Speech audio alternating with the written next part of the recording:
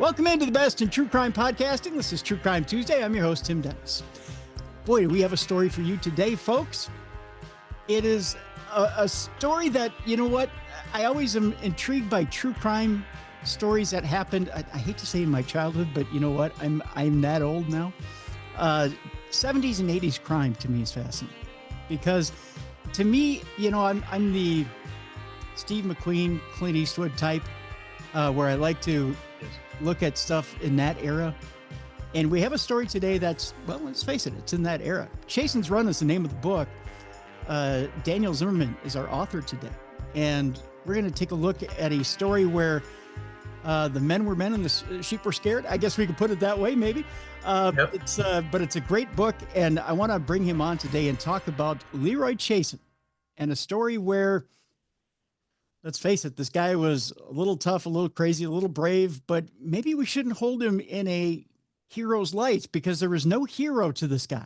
He was just plain a criminal. We'll put it that way. That's what we're here for. We're here to talk about a criminal. Yes, he was. So let's bring in Dan now. Dan Zimmerman is the author of the action-packed Shots in the Dark, has added a highly anticipated second book to his true crime resume. And CHASSON'S RUN, the book we're talking about today, Dan chronicles the notorious escape of convicted killer Leroy James Chasson from Massachusetts Walpole State Prison, armed with equal parts ingenuity, guile, and a .45 automatic. We'll tell you a little bit about Leroy Chasson here. He took flight from a hospital ER with his accomplice wife at his side. We're going to hold that story for a little bit here and get into it. Sure. As a former emergency medical technician, working for the ambulance firm tasked with treating and transporting prison inmates, Dan had direct access to a number of firsthand eyewitness accounts of the escape. When he's not working arena ice rinks and sidelines writing sports for local newspapers, Dan enjoys travel and spending time with his two grandchildren. He lives on the North Shore of Boston with his wife of 40 years. Ladies and gentlemen, let's welcome in for the first time to True Crime Tuesday, Dan Zimmerman. Dan, welcome in. Thank you, Tim. I appreciate the opportunity to share this story. Been looking forward to having this book released. Much the same as my first book, Shots in the Dark. That was a 7-year project, and this was 5, although delayed a little bit by the COVID situation. I lost about a year and a half, 2 years of writing, putting this one together. But it's out and seems to be doing well, and I'm getting feedback already. It's only been a couple of weeks, and it's mostly positive feedback. They like the way I told the story, and it's a 40-year-old story, so I had to bring forth a lot of old timers like myself. Yeah. To view and get the story out. It is an excellent story, Dan. I'll tip my cap to you. It's not just well researched, but I'll put it to you this way: you really do bring the feeling of the area, the people who were involved. You're right there with Leroy Chasson and the people involved, everyone involved. And you're right there. I mean, you feel the incident as it's happening all the way through. Well, you know, oddly enough, it's been asked of this book because the first book I had a personal tie to it. Shots in the Dark involved family members, and I also had immediate access to the alleged perpetrator, Rocco Bolero, who was incarcerated when I first started writing, and I managed to arrange for twice weekly visits with him for about 2 years. It was a pretty long, intense process, and this book too has similar personal ties because, as you read my bio, I was an EMT and I was transporting these inmates on a regular basis from the prison to the hospital for assorted injuries and illnesses. So I have I've had one of those lives where I've been kind of gifted good stories to tell. And then I added my writing to make that happen. So let me ask you this before we get into the story, because you've been transporting these inmates back and forth. Leroy Chasson was one of those inmates that was a little harder to deal with. Do you find that most of them are not that way, that they tend to be more congenial? No, it's a 50-50. It's oddly enough, sometimes in the ambulance you would have inmates who, and you're sitting there on the way to the hospital, thanking the dear Lord that they're chained up, because you Really? just wouldn't want these guys. Oh yeah, yeah. Then there are others you kind of you hear their stories, and trust me, these gentlemen love to tell the stories. Some of them kind of make you lose sleep at night after you think about it. Um, so it's a 50-50. Some of the inmates I'd rather not talk to. Uh, Honestly, though, they want to talk. They don't get out very often. They don't see people other than co-inmates. So when they're in the back of the ambulance, if they're physically able, they do want to talk. They do want to tell their stories. And I've heard some over the years. Now, Yeah, one of the very. things you mentioned in the book is that some of these inmates will fake a stabbing or they'll fake injuries in order to get out of prison, in order to get a Oh, hospital stay, because it is a mini vacation for them just to get out of prison for a few days in yeah, order to you, get you a wouldn't hospital. believe some of the steps they would take. For instance, at Walpole, one of the things that was fairly notorious was swallowing razor blades. They would get their hands on razor blades and a roll of tape, whether it be electrical tape or masking tape, whatever it is. They would take the razor blade fully so they could swallow it without rendering damage to their insides on the way down. Oh, And then they would get to trust me, they would get to the hospital and an X-ray would reveal uh, the razor blade in their belly, in their stomach, and they would face surgery. But for them, that was 3, 4, 5 days out of the prison, and like you say, it was they'd go to these drastic means to get out for a little while, see the outside world, even if it meant surgery. Um, Light bulbs. They were famous for breaking up and chewing light bulbs so the glass would go down into their guts. Yeah, oh yeah. oh, Just some real, oh, the stuff they would do to themselves. And then there were those that really wanted to do away with themselves, who there were a lot of hangings that took place, some successful. Um, I once had an inmate who wrapped himself in bed sheets and lit the sheets on fire. And before the corrections officers could get into his cell, he was long gone.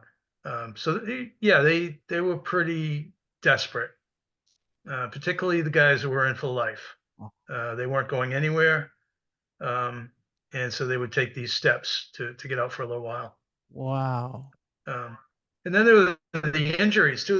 This was the one that would always different ways for these guys to hurt each other. I'll put it that way. I do mention in the book there's one scenario where there's a basketball game going on out the course of the guys in the towers, and they were playing basketball. And there was one guy who was a real ringer and upsetting the opposition, so to speak. Okay. And so three of them picked him up, two at the torso, one at the ankles, and they ran him full speed into a basketball stanchion and shattered both his femurs, the long leg bones. Um, Oh, I I was the unfortunate EMT who responded to that call, and I had to drive him. Me and my partner had to drive him from MCI Walpole Prison all the way to the Brigham and Women's Hospital, which is a good 30, 40-minute ride. But oh, the worst part, there's a segment of roadway that you have to drive over that has railroad tracks, trolley tracks. mm-hmm. And we weren't qualified to administer pain medication. So this guy had to suffer the pain of the two breaks, entire ride, including going over this real bumpy road. And Oh, I actually felt bad for him. I really did. He did nothing to deserve what he got. Um, oh, yeah, major surgery. Never walked normal again after that, as far as I know. Um, those are kind of some of the things you'd encounter in the prison oh on an my almost God. regular basis. Yeah, excuse me. So So I saw a lot of let me things. let me ask you then, Dan, about your mental health and your mental well-being, having seen some of this stuff. I mean, is it something where you go talk to somebody about this stuff so you can get No, I yourself? mean obviously, personally, there are some EMTs who utilize those resources. It is available to EMTs, paramedics, firefighters, police. because you do see some things out there in the world that probably most people wouldn't want to see in their day to day. I don't know. I had a different stance on it. I would. It wasn't that I was cold about it. I was just a little more seasoned, I guess you could say. I had a different attitude about it. That, as long as it's not me, you know, as long as I don't end up in one of these places, meaning the prisons, which is Yeah. kind of funny. It brings up a side story. When I was interviewing Rocco for the first book, Shots in the Dark, I was sitting in the visiting room waiting for him to come down from the tier. Every time I showed up, they would have to call him and he'd come down. And one of the corrections officers came over to me and he struck up a conversation. He says, I got to ask you, why are you coming in here so often to see this guy? I know he's interesting, but, I got to ask you. I said, well, I'm writing a book about him. I'm writing a biography about his escapades in criminal activities and so forth. He says, oh, that makes a lot of sense. He says, I said to the corrections officer, I said, can I ask you a question? If I should ever end up here for some kind of crime someday, I said, all this visiting time with Rocco, do I get that as time served? And he laughed. He says, no, you're going to do the whole bit and we're going to enjoy it. So, Oh, yeah. of all the pain and the stress and other things that go on in jail, there are some funny things that take place. There really are. And I Oh, was witness. I was so I'm sure very there's quite a interesting bit. places. I'm sure there's quite a Sorry. bit of gallows humor that goes on too there, but I mean, still, Oh yeah. yeah. I Yep. mean, you have to keep yourself sane there somehow, but Yeah, man, I had things I did on the side at the time when I was working as an EMT. All those years, I was a long distance runner, Mhm. and I would run races every weekend. I'd train 7 days a week. I'd be out training morning, noon, night. And so I think a lot of the running, they do say running has healing attributes, and I think it probably helped me offset the stress of what I was doing for a living. Oh, sure. After I left being an EMT, I did that for 20 years. EMT, then a 911 dispatcher to follow. My next 20-year career, I worked for a major utility, a gas company, where I oversaw gas leak repairs in the street, which in their own right are pretty dangerous. Yeah. And I had some encounters in that job that you could probably write a book about. It was very interesting, and a couple times my life was at stake. So um, it, you get used to it. You kind of brush it off after so many years of and fear and the different things you encounter in these two jobs. So I had I gave a library talk for the first book. And when I was doing my bio, about 75 people in the audience, I was going through my bio and I mentioned how I worked as an EMT, going in and out of dangerous prisons and so forth. Then a supervisor overseeing major gas leaks and crises of that nature. And a woman in the audience raised her hand. She stopped me. She says, what do you do in your free time when you're not, you know, going into prisons and chasing gas leaks? I said, I sit down with mobsters and I write mob books. I was She I said, was gonna I was gonna say, is there a little bit of an adrenaline junkie in you here, Dan? Is that? maybe just a little bit. Yeah. Oh, Yeah. Yep. I got the real sense of the adrenaline. I love to tell people that when I was working on the first book, Shots in the Dark, I actually had dinner with the head of New England Cosa Nostra, the head boss, the top guy. And when I stopped shaking enough to ask him questions, it was really interesting. And you know, to my final days, it's one of my bragging rights is I actually had dinner, an interview dinner with the head of the mob in New England. So wow. Yeah. that was a huge thing. And live to tell the tale, right? And I did, yes. My wife was home waiting to hear from me. She was so nervous. How did it go? How did it go? I said it was amazing. It was absolutely amazing. Sitting down and talking to this guy, he was a laugh a minute too. He had so many jokes, and here's a guy that spent over 30 years in prison. He's still telling jokes. Right. So Yeah. Well, again, you got to have that gallows humor, right? You got to have something to keep Yes, you you. do. Exactly. Exactly. Uh, well, let's get into a little bit about a guy who really didn't have a lot of gallows humor. It seems like from reading the book, and that's Leroy Chasson. Um, Yeah. I guess you could say he was a criminal from the get-go. If very early on, he was getting arrested for breaking and entering into people's homes. He had a penchant for lighting fires. He would light a garage, he'd light a car on fire just for giggles, just for kicks. Stole a lot of things. You try to you look into a person and try to find out why they are the way they are. And I really can't place it, honestly, other than the fact that there were so many children in his family and his parents really couldn't dedicate and anyone, including Leroy Jason. Um, his family was so large, he even had two sets of twins siblings. really? So it gives you an idea. And the parents, admittedly, they did. But if Leroy wanted to be a criminal, there was little they were going to do to stop him from doing that. They just didn't have the time or the means to really, you know, um, focus on one when they had so many. And he got into a lot of trouble as a youth. Here in Massachusetts, we used to have a youth judicial system where kids up to the age of 18 would go to these facilities and reform schools, and they were very, very unpleasant places. And Leroy would spend an awful lot of time of his early life behind locked doors in these places, and they just weren't nice. The people who ran them were abusive. I know that from two sources, more than two sources, that people who would spend time there, they actually didn't want to talk about it, but eventually I got it out of them. And it's just these kids, and a lot of them, it was just petty crimes, homeschools for petty crimes, including Leroy. But he continued he began his escape career, I guess you could say, very early on, busting out of these places. They weren't that secure.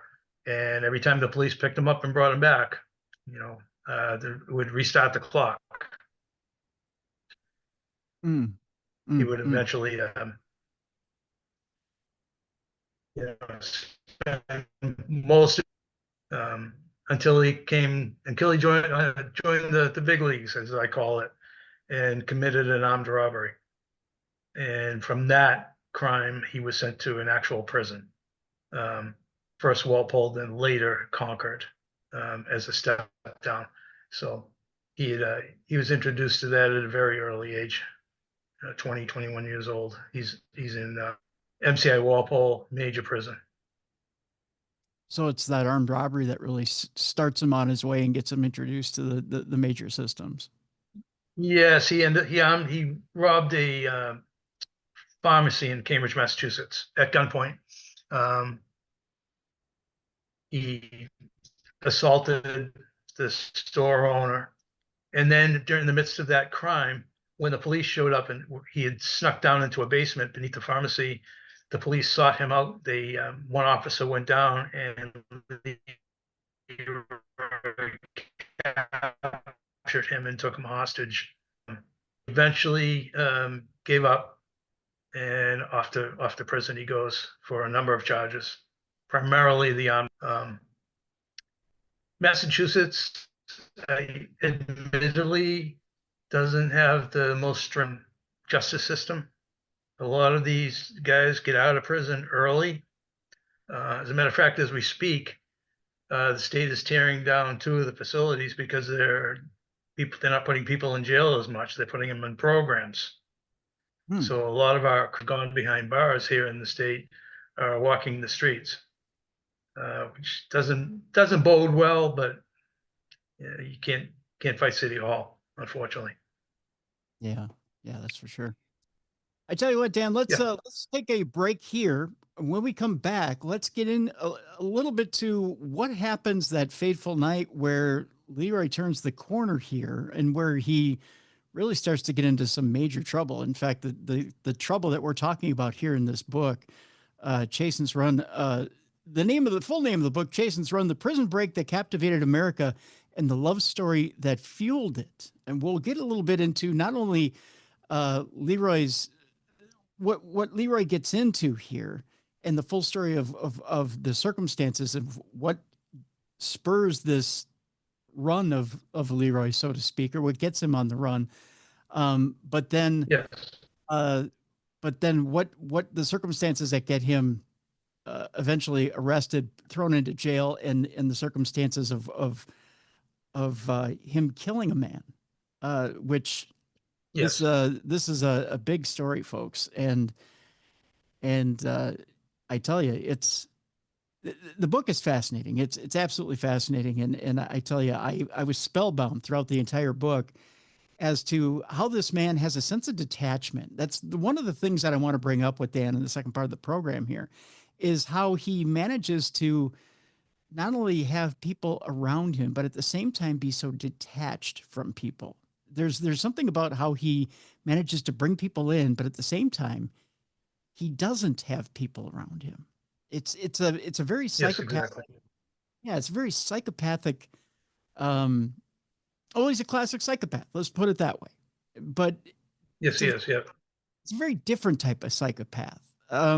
He doesn't have the classic charm of a um, uh, like a Ted Bundy, but he's the type where he's got just enough to lure you in, but not enough to maintain you, I guess is the way to put it. So Yep. we'll I get a agree. sense. We'll get a sense of who he is with Dan Zimmerman when we come back. Again, the book is Chasson'S Run, The Prison Break That Captivated America and the Love Story That Fueled It. We have a link in the description of this program so you can get a copy of it yourself. Do that during the break. When we come back, more with Daniel Zimmerman when we come back right here on True Crime Tuesday.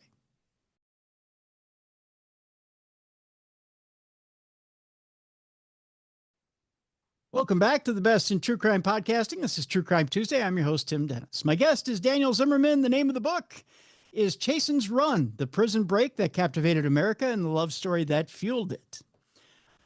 Before the break, we were telling you that Leroy Chasson was one of those classic psychopaths, but not in the vein of Ted Bundy.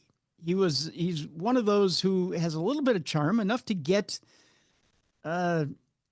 people in, but not enough to maintain them. I guess the best way to put it is I want to focus a little bit here before we get into our story here, Dan. I want to focus first on his girlfriend that he has the son with. It seems like he has a girlfriend that he has a son with, right? That he maintains an apartment Yes. with when we first start the story, right? Yes.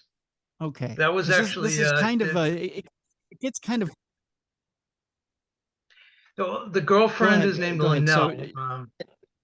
Yeah, they're not really introduced into the story until after Chasson admits his crime in Quincy, the crime that sent him to prison for life. That is okay. part of the early stages of his escape, where he's picking up fresh clothing and some weapons that he had stashed. And that's when you meet his girlfriend Linnell and her 3-year-old son Derek. Turns out later on, it's found out that by Derek, who grew up as thinking Chasson was his dad. He was not, in fact, his dad. His mother divulged that secret that she'd kept for many years, that Chasson was not his dad, but she feared to let Chasson know the truth because he had been supporting her all those years. And she figured if he discovered that he wasn't really the father, bad things might happen. So she kept it a secret until the bitter end, I guess you could. Really, I find that odd too. That had she thought she'd reveal that secret, that he would harm the child instead of Well, maybe not even so much harm, but just do some harm to her, not so much harm to the child, because he's a toddler at the time. He's 3 years old. I met with Derek and he's in his early 50s now, and it was very strange. But my research and my interview with him triggered something in him that he wanted to find out who his real dad was.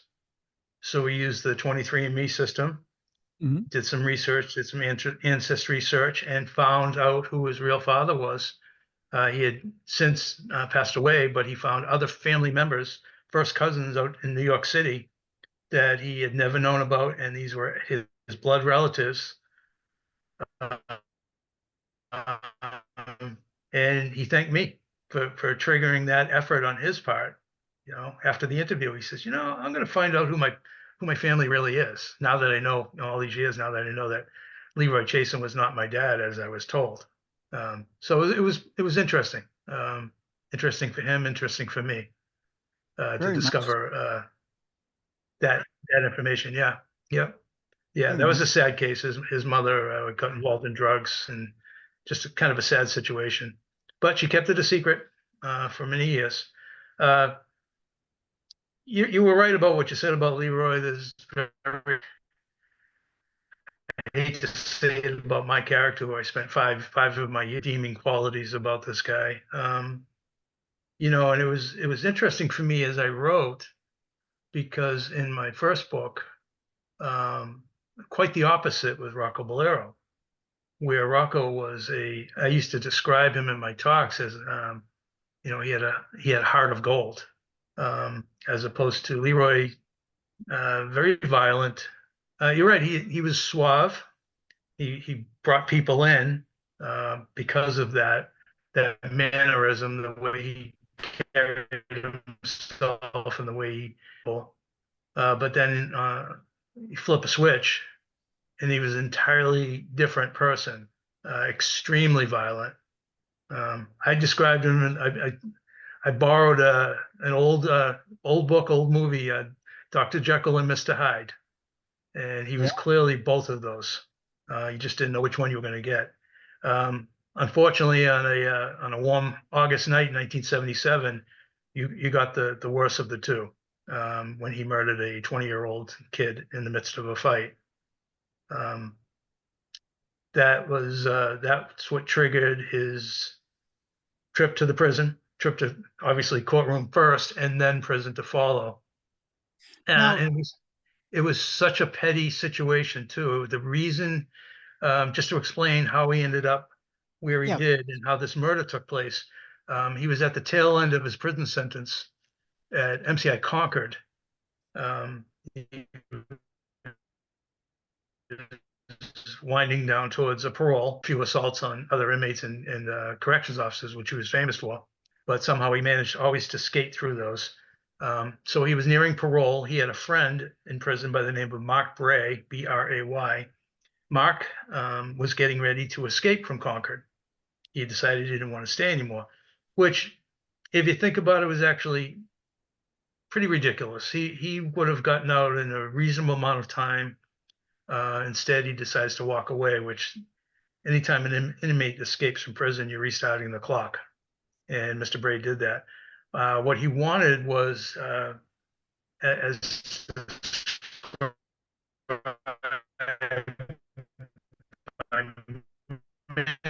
many witnesses, this drug dealer would send drugs to the prison via a courier, and that courier would either give up the drugs and exchange money, or vice versa. And so Mr. Bray made a drug deal with this individual, and been paroled. He's out free, legal, and said, would you mind running an errand for me and go down to Quincy, Massachusetts, and get my $50, or the drugs he owes me that's worth $50, either one. And Jason was like, when he had a friend, you were a friend for life. And Mr. Bray and him were inseparable. And he agreed to do it. So he gets a ride to Quincy. And while he's there, he encounters the individual that he's seeking, by the name of Kevin Reset. And when Kevin doesn't cooperate, Jason punches him in the face, knocks him flat out. And to show you the strength of Leroy Chasson in these situations, Reset outweighed him by about 60, 70 pounds and still ended up on his backside.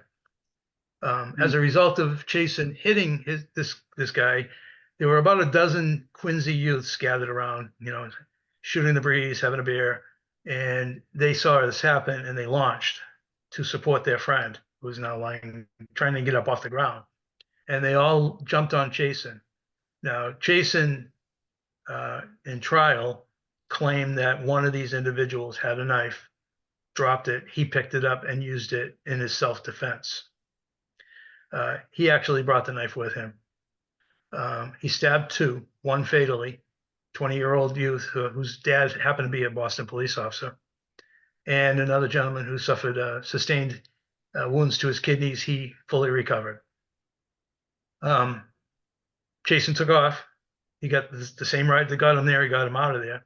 And eventually he joined up with Mark Bray and one other friend, and they went on the run because now he's being sought for murder. It isn't just, one of his petty crimes that he had performed earlier. In the midst of his run, they end up in Boston. They're figuring out where they're going to go, what they're going to do, and he has Mark Bray retrieve what he called the package, and that package was Kathleen MacDonald. Kathleen and Leroy earlier had struck up a relationship as pen pals. Leroy was locked up at Walpole at the time, and he was looking for $500 for an appeal. That's what the attorney wanted, $500. And he put an ad in the paper asking for $1 donations times as many people, hoping to get to 500.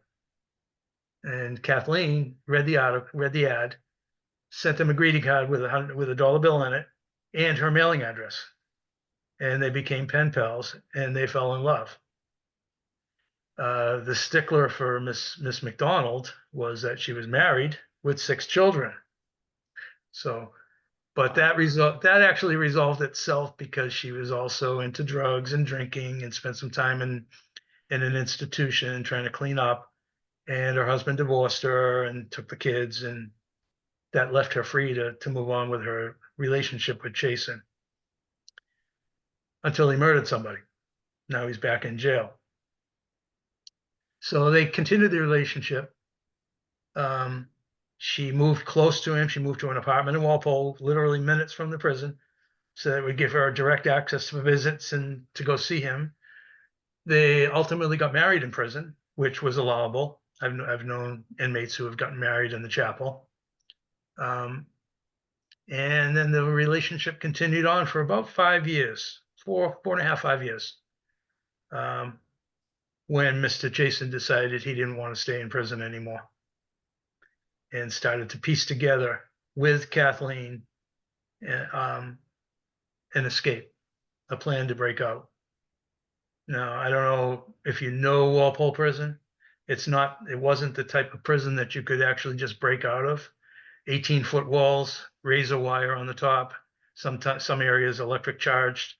There were no successful escapes from MCI Walpole since it was built in the 50s. But Leroy was smarter than the average inmate, it seems. He decided that the best way to get out of a prison, escape from a prison, is to do it from outside of the prison. And so what he did is one morning, Labor Day weekend of 1982, he got hold of a ballpoint pen and stabbed himself 3 times in the abdomen, pretty deeply. I thought about that.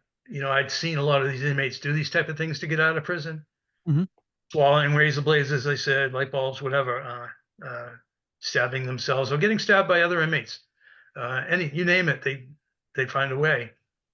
But to be able to stab yourself more than once had to take a boatload of guts, because that had to hurt hurt like hell. And then to not miss, right, Dan? I mean, as a medical professional, right? To not miss something vital and to not go deep. Yes. Right? Well, I mean, he had the fortune that one thing I didn't mention was that Kathleen, his girlfriend, then wife, had some medical skills herself.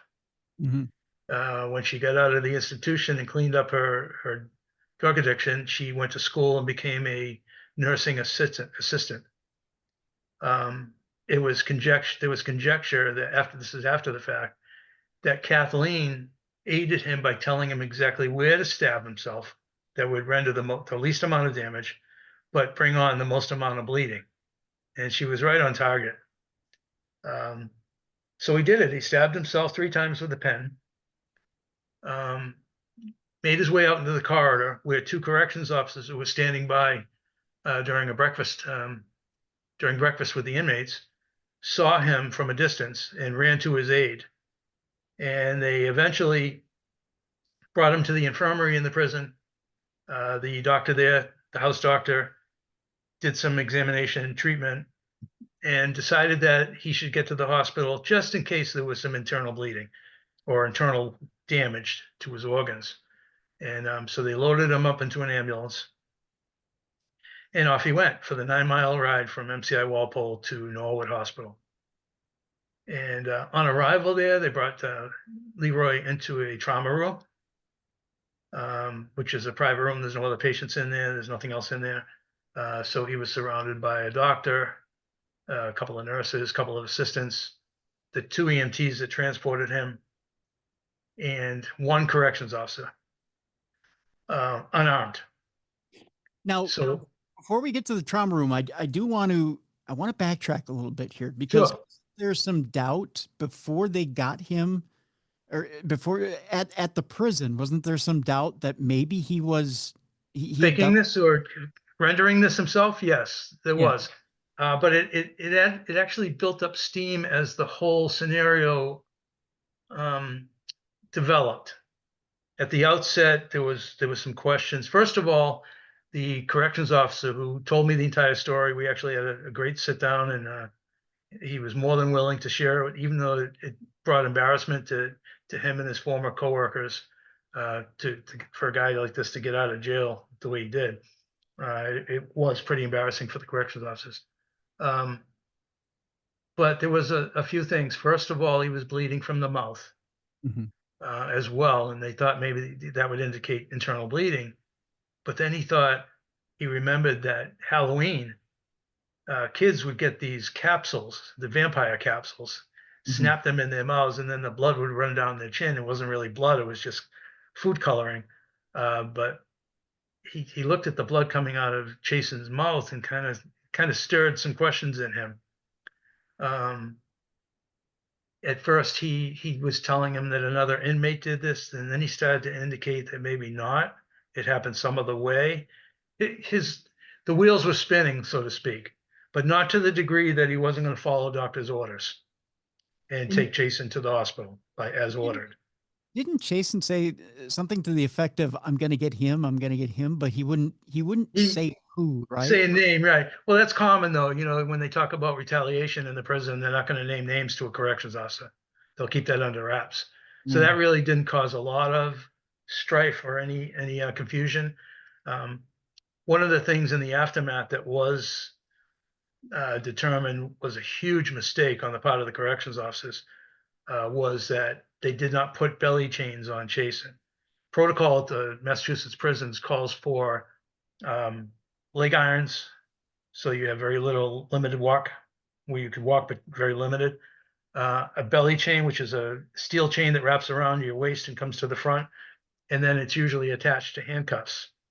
Um, when this corrections officer asked the doctor how they should tie him up, wrap him up, doctor says, just use the leg irons. Don't put any belly chains on him because it could exacerbate the wounds on his abdomen. Mm. Rubbing on that site could start more bleeding, so we're going to leave those off. And that was a huge gimme in Mr. Chasson's corner. He really won that one. There was talk amongst the police and the state police investigators after the fact that Kathleen knew or had a sense that if he wounded himself in a certain way, they wouldn't attach the belly chains. It would make it easier for him to do what he was going to do next. And whether that was true or not, she was right. Yep. The lack of the belly chains, the lack of the handcuffs, really gave Chasson a lot of freedom of movement when he needed it. Yeah. So Yeah. yeah, so he arrives at the hospital, and the next big mistake they made, they had 3 corrections officers that were escorting him. Typically it's only 2, but they were worried about him because of his knack for escaping. So when they got there, one went into the trauma room with him, along with nurses, doctors, EMTs. One with the gun, and only one carries a gun, went down the corridor at the other end of the hospital to call the prison to let them know they had arrived. And the third one, the one I interviewed, was more than willing to admit that he had to visit the restroom. So he told his colleague, I'm going to run in the restroom. I'll be out as quick as I can. And off he goes to a restroom, leaving one corrections officer with Chasson unarmed. He didn't have a gun. So a little time goes by. They stick an IV into Lee's arm, oxygen. They put on cardiac leads. So they want to check make sure his chest, his heart is okay. They dress and clean the wounds. Everything, the bleeding gets stopped. And a little time goes by, and next thing you know, there's another nurse coming into the room, fully dressed as a nurse. She has a towel draped over her arm as if you were a waiter in a fine dining restaurant and you're waiting for a spill. She's got this towel draped over one arm. And nobody's really paying much attention to her. She doesn't look familiar to them, but it's a holiday. It is Labor Day, and they figure, okay, maybe they hired a few agency nurses to come in and fill vacancies. And things are starting to heat up. And all of a sudden, she pulls off the towel and she's holding a .45 automatic pointing at the staff. Meanwhile, Leroy sits up in the stretcher and starts to pull out all the tubing and wires and everything else that had been stuck in his body. He's bleeding now from where the IV was because he just yanked it right out of his arm.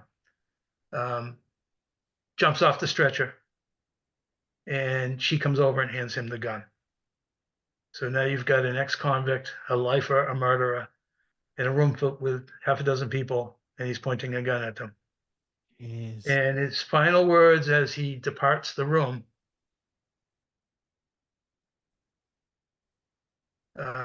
were basically, they went down in infamy because just about every newspaper of the time used it.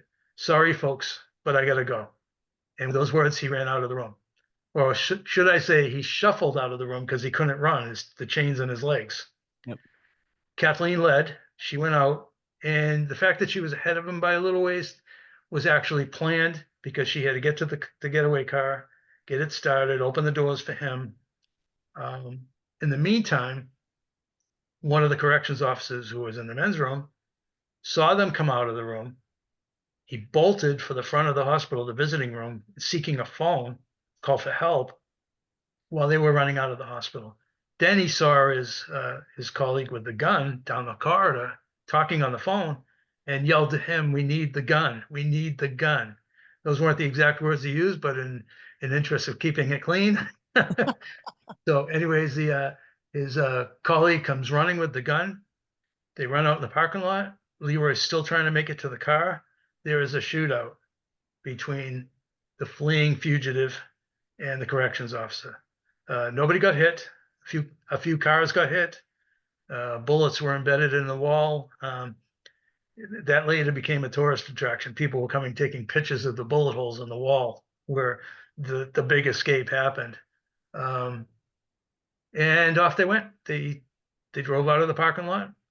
The shooting stopped. Everybody's just kind of stunned. The Norwood police show up in force. They do a search. What they eventually find is the getaway car.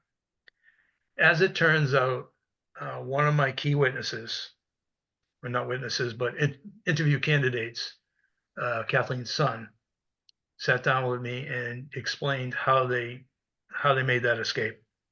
There was an accomplice. To this day, he's not named because he's still alive. And the person I interviewed refused to share his name or anything about him because this individual obviously would be frightened that he might be apprehended and incarcerated for aiding and abetting a convicted killer. Sure. Makes sense. But he really did the job as an accomplice, because not only did he give them a second car, which he left running, they timed it so well that he left the car running in a supermarket parking lot. He left them clothing, change of clothing, money, an envelope filled with money, and the ultimate item, according to the police, a pair of bolt cutters so they could cut off his leg irons and be free. Wow. Yeah. So, and off they go. Yeah. And they were gone for 7 years, which is the part a lot of people find totally amazing, that these two eluded the FBI, eluded a prison task force that was put together to chase them down, and every police agency from coast to coast. And only a couple of times were they even close to being captured, but I called them the Teflon criminals. They managed to get away from everybody during an 18-month journey across country. They went from the Norwood Hospital to Seabrook, New Hampshire, to Chicago, Seattle, Kansas City, Las Vegas, and eventually arrived in Colorado, which was their last stop. Yeah. Amazing at that. And even managed to change the way that they did business between the prisons and the hospital. They're in that in itself was amazing. I was I guess you could say I was one of the first test dummies for that. Soon after the escape, I was working, and I had a gentleman from Walpole I was transporting to Norwood Hospital with a heart attack. And it was clear he was having a heart attack because he had one before. He had all the symptoms. He knew he was having a heart attack. He was 50 years old. Took him to Norwood Hospital. By their new policy, because of the escape, they would not let him in the building, even though there was a potential that he could cardiac arrest and die. What they did instead, and I'll never forget it as long as I live. I'm sitting in the front of the ambulance. My partner's in the back. They come out of the hospital, a doctor and a nurse. He's got a defib where he's going to check his, do an EKG on him, do all this stuff. And then they determined that he was stable enough to make it into Boston, where Boston hospitals weren't refusing anybody. They had to take patients. Mm-hmm. Inmates are not. But Norwood Hospital refused to take inmates no matter what the condition. There were a lot of jokes about the hospital. They used to call them you could get treated at Norwood Hospital faster than you can get a Big Mac meal at the McDonald's. Yeah, no matter what was wrong with you. I remember one of my colleagues actually brought a guy in that was cut with a knife at the prison, and they actually sutured him in the ambulance. They brought a suture kit out and did the sutures in the ambulance. Wow. So they wouldn't have to bring him inside.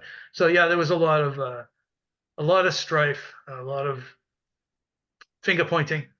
How could this happen? Why did this happen? And time goes on. They were searching for Mr. Chasson and Kathleen without much luck until the late 80s. Yeah. Well, we'll leave that for the book as to the eventual conclusion of what happened. Yes. To this story, because it's an incredibly surprising conclusion. We'll put it that way. I just want to give you one little thing on the conclusion. Sure. Yeah. It involved, for people who watch true crime TV, mm-hmm. They'll recognize the show America's Most Wanted. And America's Most Wanted played a role in the conclusion to this interesting story. Yeah. Yeah. It's funny how that program has played a role in a lot of modern day endings in stories. Yeah, well, I did research on the show. They were responsible for 1,200 arrests during the main run of that show. 1,200 arrests. That's 1,200 fugitives who could be free today if it weren't for that show. So I guess they should take a bow. And as you point out in the book, they're bringing it back, or they've brought it back for a new season with Walsh and his son, right? Correct. Yes. Yeah. Yeah. So I mean, it's got staying power. It's a powerful show in yes, it is. Format and what they do, and people gravitate to it. I mean, it's been put up against some blockbuster shows and has managed to have a formula that stands the test of time. Yes, it does. I agree. So it's obviously it resonates with people. It's and say, you know what, I I know I can help, and so they reach out, they help. Yeah. Yeah. It allows Joe Citizen to get involved in solving crimes. And America's Most Wanted was not broadcasting crimes of, minor stuff. It was, these guys were the top dogs of your criminal world. A lot of murder, a lot of rape, a lot of bad things. Yeah, And this show put away 1,200 people. yeah, yeah. Well, it's good to have it back. I know that. So Yeah. it's yeah, and I'm excited to see what they can do in this day and age, because in this day and age with so much technologically, Dan, that's out. Yes.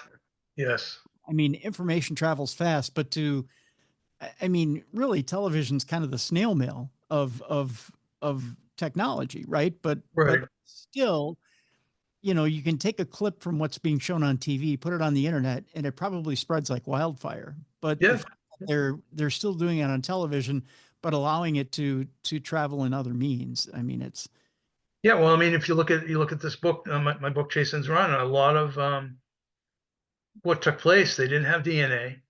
They mhm. didn't have, like you say, they didn't have the internet or the social media to share information with each other. Um, all it was visual. People saw something. So I guess that still holds up in a lot of cases, even Yeah, today, yeah, absolutely, where absolutely, they tell you to see, if you see something, say something. So, right. yep. I know with this story, we only just hit the highlights. There's so much more to this story, and there's so much more to Leroy Chasson's story and the players around it. And there's so much more to the complex tapestry that is Leroy Chasson that makes him an interesting case study that I think people should dig into. So I'm encouraging people to go get this book, because they really do need to dig into this entire case. And even Kathleen herself is an interesting person, that you go into detail as to who she is. And boy, she is a case in herself. Yes, she is. Yep. So I encourage people to pick up Chasson's Run. Chasson's Run, the prison break that captivated America and the love story that fueled it. We have a link in the description of this program. Go get this book, folks. It's put up by Wildbluepress. Daniel Zimmerman, I want to thank you so much for being with us today, and I wish you the best of luck with the book. I thank you for having me. This was very enjoyable. I'm glad I could had an opportunity to tell my story. Yeah, and thank you so much for being with us. And hey, there's got to be another one in you, right? Well, if you ever want to have me back, I'd love to tell the story of my first book, Shots in the Dark. Yes. Yes. That in itself we probably need about 3 or 4 hours. Uh, I've had libraries ask me to leave because I tell there's so much to that story.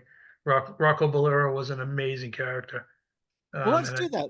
Let's do that. We'll have you back with Shots in the Dark, and we'll talk that about would shots. be that would be outstanding. Thank you, appreciate it. Sounds good. Sounds good. Thank you very much, Daniel Zimmerman. Well, I'll tell you what, folks, let's lighten things up a little bit. Let's bring in Jessica Freeberg. It's time now for Dumb Crimes and Stupid Criminals. It's Crayon News story time.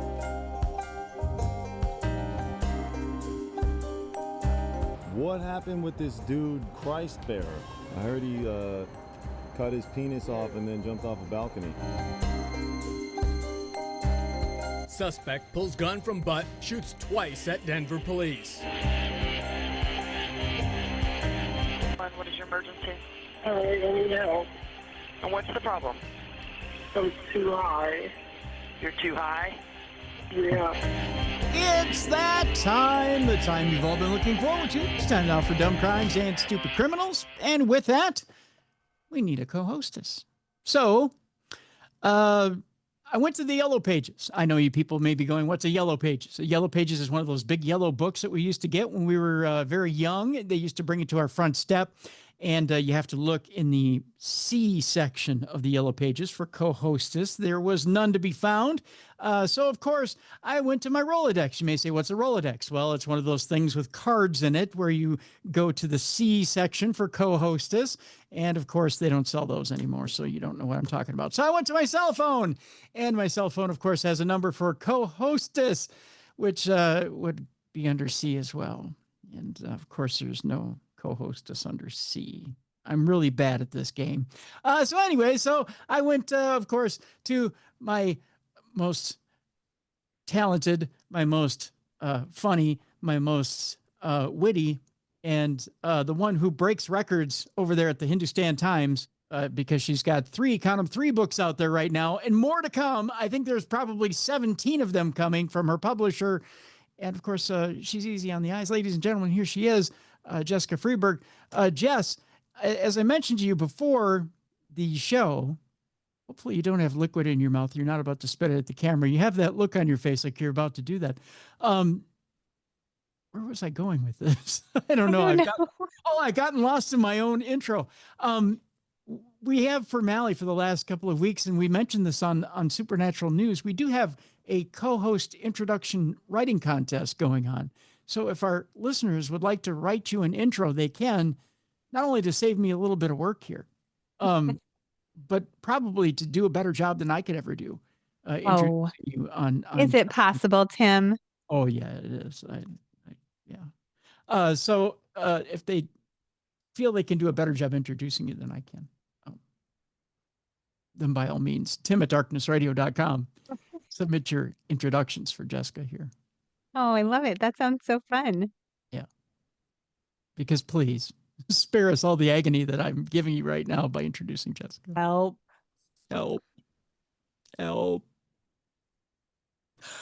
Before we get started today, I'm going to deliver a little bit of bad news. I'm sorry, Jess. I know I told you about it before we got started today, but one of my favorite all-time artists passed away today. We're recording on Monday, of course, for Tuesday. We always record one day ahead. There. I've pulled back the curtain, Jess. The secret's out. The secret's out.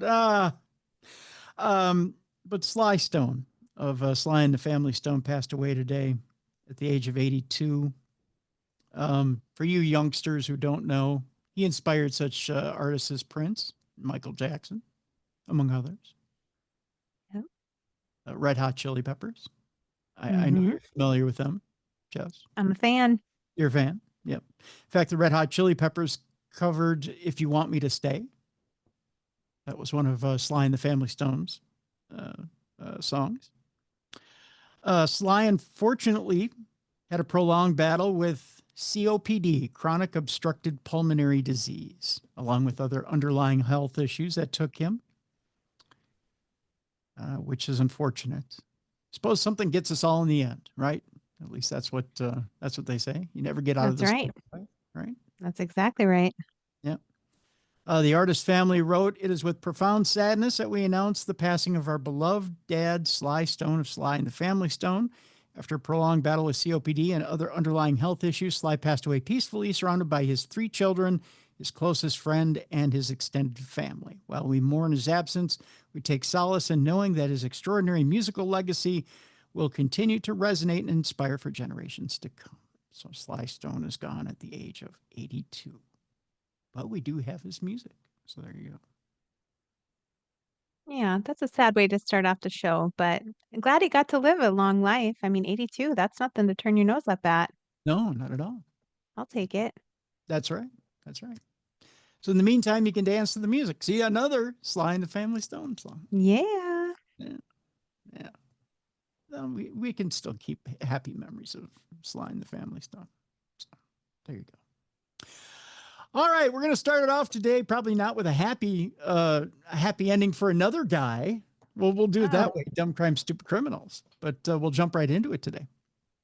An ex-Maryland trooper, Jess, who used Facebook to sell an informant's identity to a drug dealer for $1,500 has now learned his fate. Oh, no. That's scary. We're jumping right into it. If you think again, we're going to make you a little uneasy today as we start Dumb Crime, Stupid Criminals. If you think you're safe because you've ratted out a criminal, sometimes you're not. Because there are some dumb cops out there. Yeah, that's pretty good cash, though, for him. $1,500. That was it. I mean, that's all the guy got. All he had to do was give one name up, though. That's like a 10-second, $1,500 for 10 seconds of your time. But that's all one life was worth. $1,500. Yeah, that's true. not a lot. No, it's not. 35-year-old Justin Riggs of Smithsburg has pleaded guilty in U.S. District Court on 3 counts, including bribery.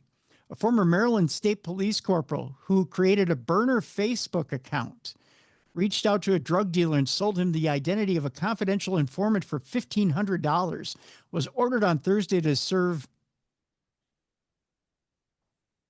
6 years, Jess. Only 6 years in federal prison. I get the willies at this entire story. Yes. Because that's it. 6 That's years. not enough. No.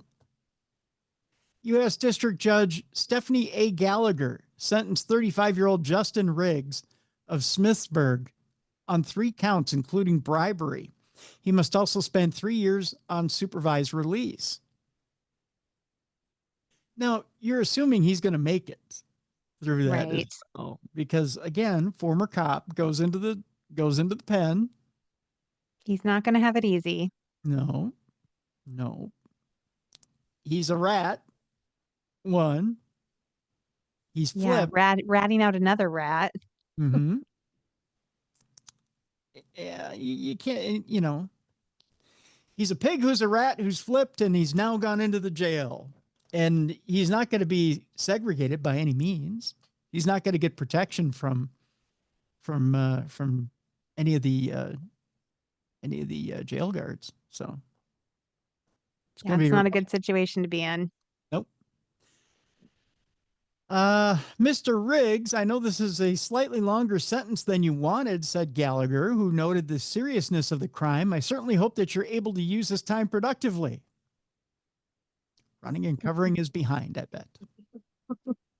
Gallagher brought up the level of support that Riggs has from his family members. She said she believes that he still has a lot to offer the community. Like what? Riggs joined the Maryland State Police in 2012 and was assigned to the West Regional Enforcement Narcotics Section. Law enforcement was investigating a drug trafficking ring in Western Maryland and worked with a confidential informant who repeatedly bought cocaine and methamphetamine while investigators recorded the drug deals. On December 19th of 2022, Riggs created a fake Facebook account and 2 days later connected with the drug dealer. Here's the quote. "Hey, I work for a Fed agency that has started a very serious case," Riggs wrote. "I'm looking to receive payment for info I can give you and hopefully work with you for info you need in the future." So he was looking to do this on a regular basis, Jeff. That's so skeezy. Mm-hmm. Riggs told the drug distributor, as a measure of good faith, that there was a tracking device on his truck and offered advice on how to throw off law enforcement. Wow. Yeah. He went on to say, oh, God. I mean, I'm just shocked at the lengths he went to here.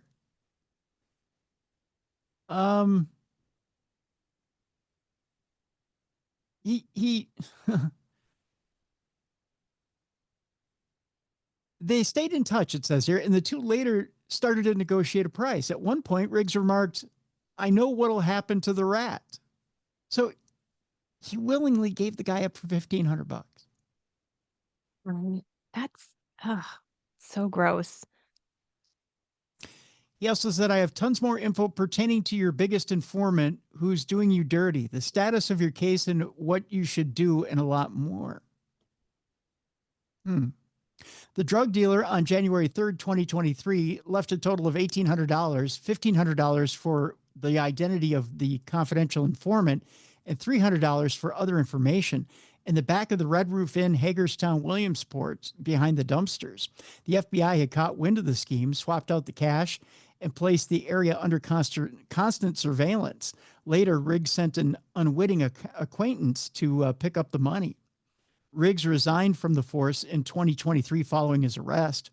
Assistant U.S. Attorney Sean Delaney pushed for a sentence of 9 years in prison, arguing that Riggs sold the identity of a confidential informant to a violent and dangerous drug trafficking organization so it could murder him.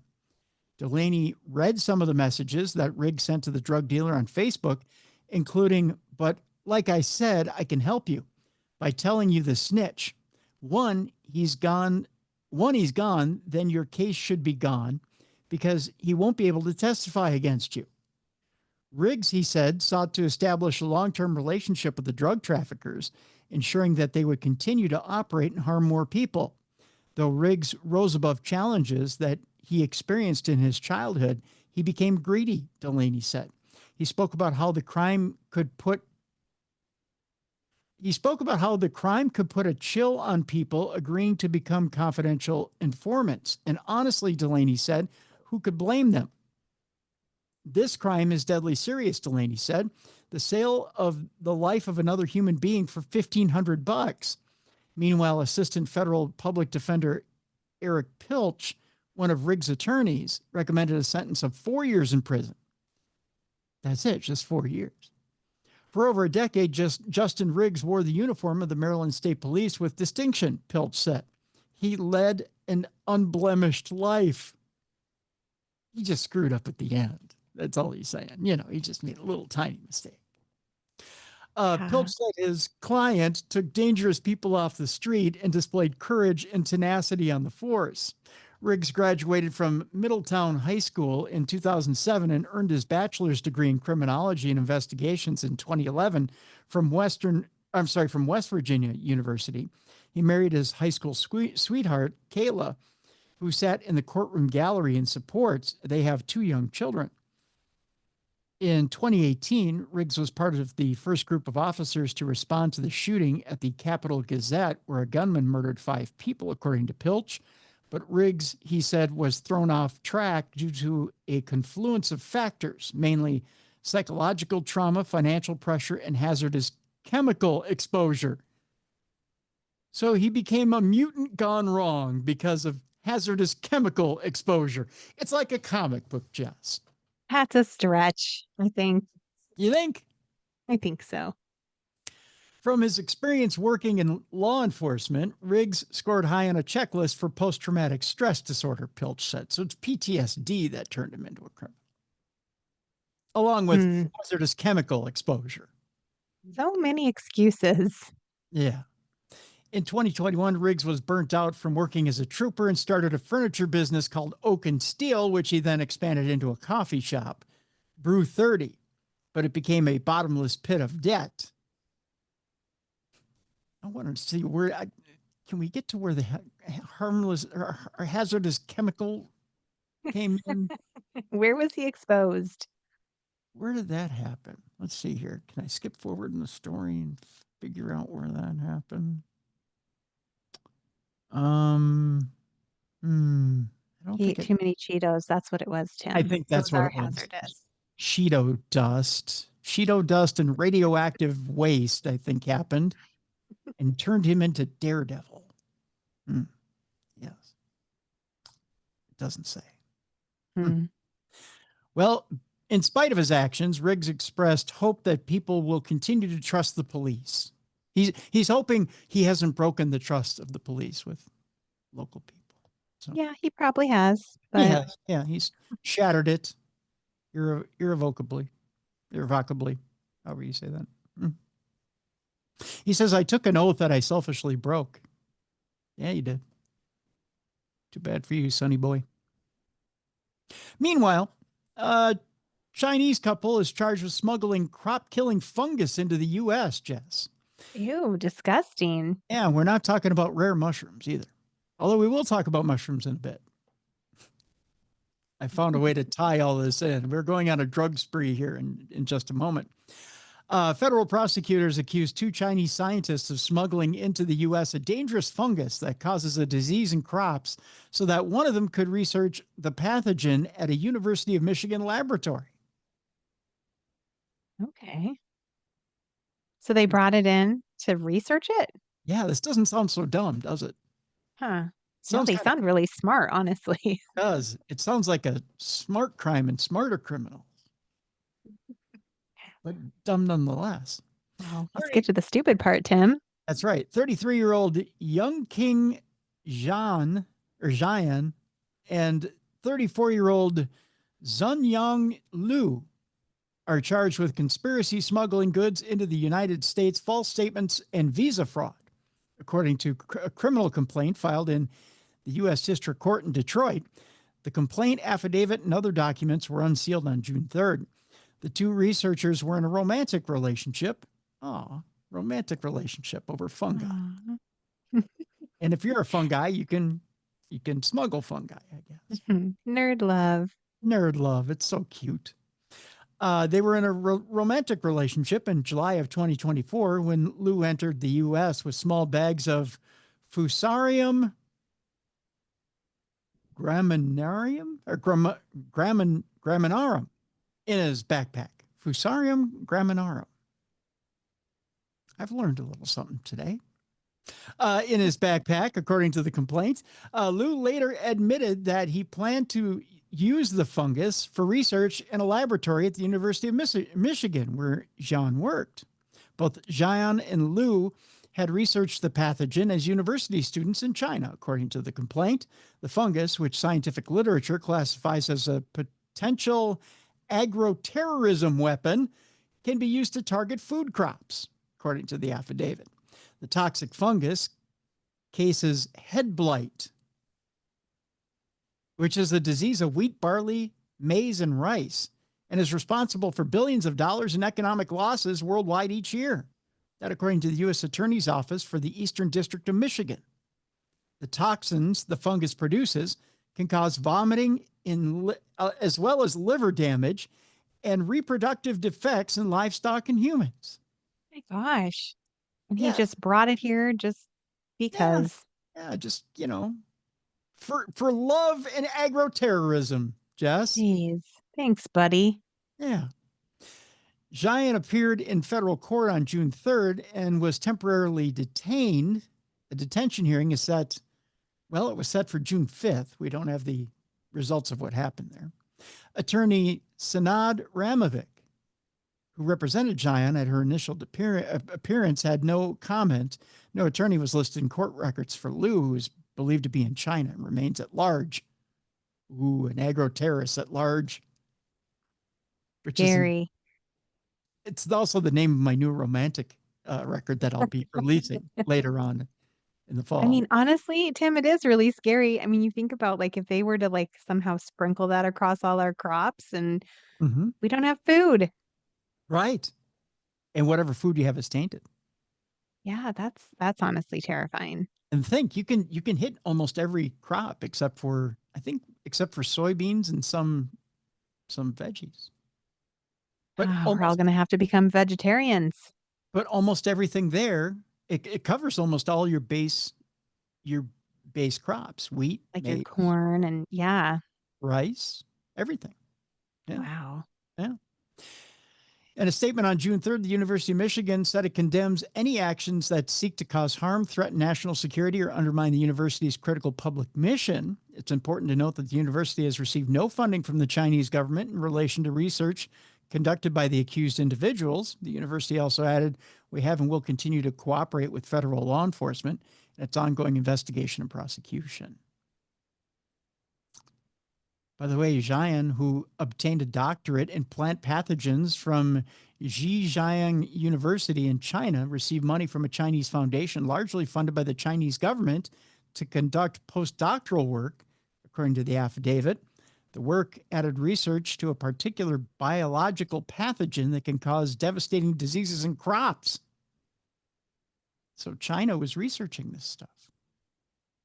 That's even scarier. Yeah. Interesting stuff. We go from agro-terrorism to terrorism at a wedding. Oh, no. I want to ask you this, Jess.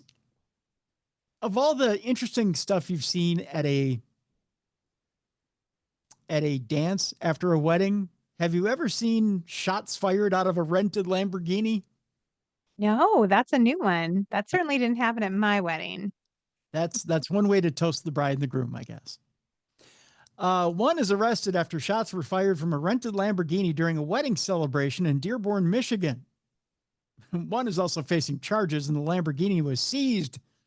We go to Dearborn, Michigan, where Dearborn police seized a rented Lamborghini after shots were fired from the luxury sports car during a wedding celebration last Sunday evening. Celebration included several cars and went from Canton to Dearborn on Sunday, June 1st, according to police.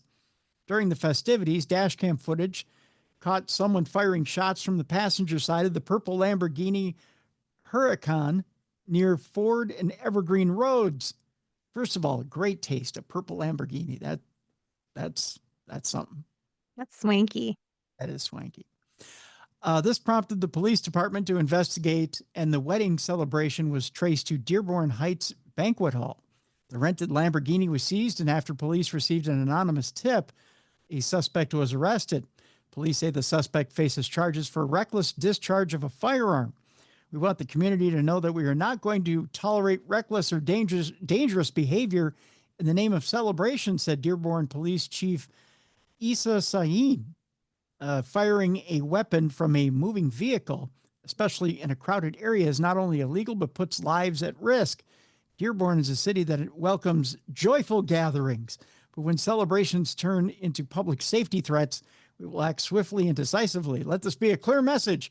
If you break the law in our city, we will find you and we will hold you accountable. So please, no shooting out of a purple Lamborghini. We beg of you. Just saying, right? Sounds like a fair request.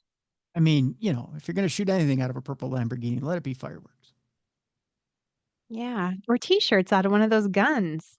Right. T-shirt Yeah. guns. Yeah. I love that. That say just married, right? Ooh. Bride, groom. Right. Yeah. Yeah. Or, you know, have the wedding date and then the bride and groom on it, right? And you shoot Yes. those out to the crowd, right? That's better than throwing rice or giving party favors. Yeah. Yeah. I like that idea. Great idea, Jeff. Way less dangerous. Yeah, you can do burnouts around the crowd, and then you can shoot t-shirts at them. Everybody wins. Everybody wins. Nobody dies. Well, unless you fire it right at their head and they can't catch. Then You could get a concussion for sure. then somebody dies. Close range t-shirt shot. Internal hemorrhaging all the way around. Yeah, That would be my luck.